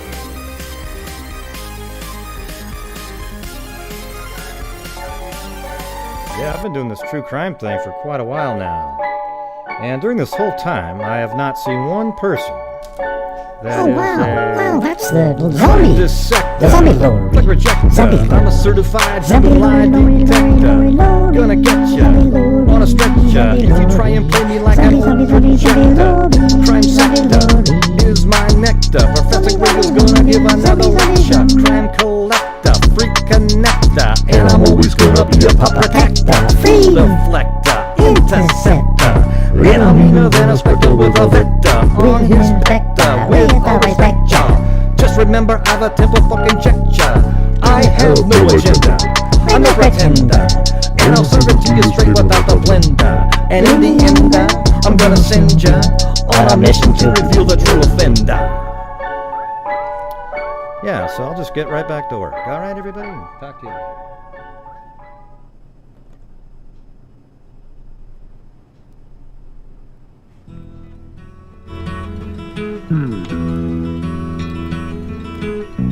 Like the pine trees lining the winding road, I've got a name. Yes. I've got a name. It's not Gary, is it? Like the singing bird and the croaking toad, I've got a name. Hey, all right, Mary Lou. I've got a name. John Boy.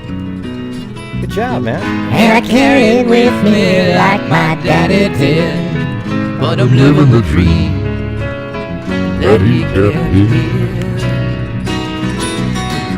rolling me down the highway, rolling me down the highway, moving ahead so life won't pass me by.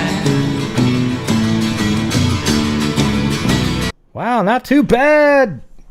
Mary Lou and John Boy. All right. So listen, you guys have yourself a great evening. All right, we'll do. Good night, Mary Lou. Good night, John Boy.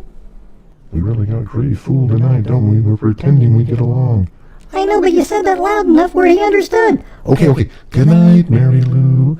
Good night, John Boy. Jesus. Yeah, I did. I overheard you guys, all right? It was pretty obvious you were pretending to get along. All right, everybody. Be safe out there. Oh, and you guys can chat away for a while. All right, bye.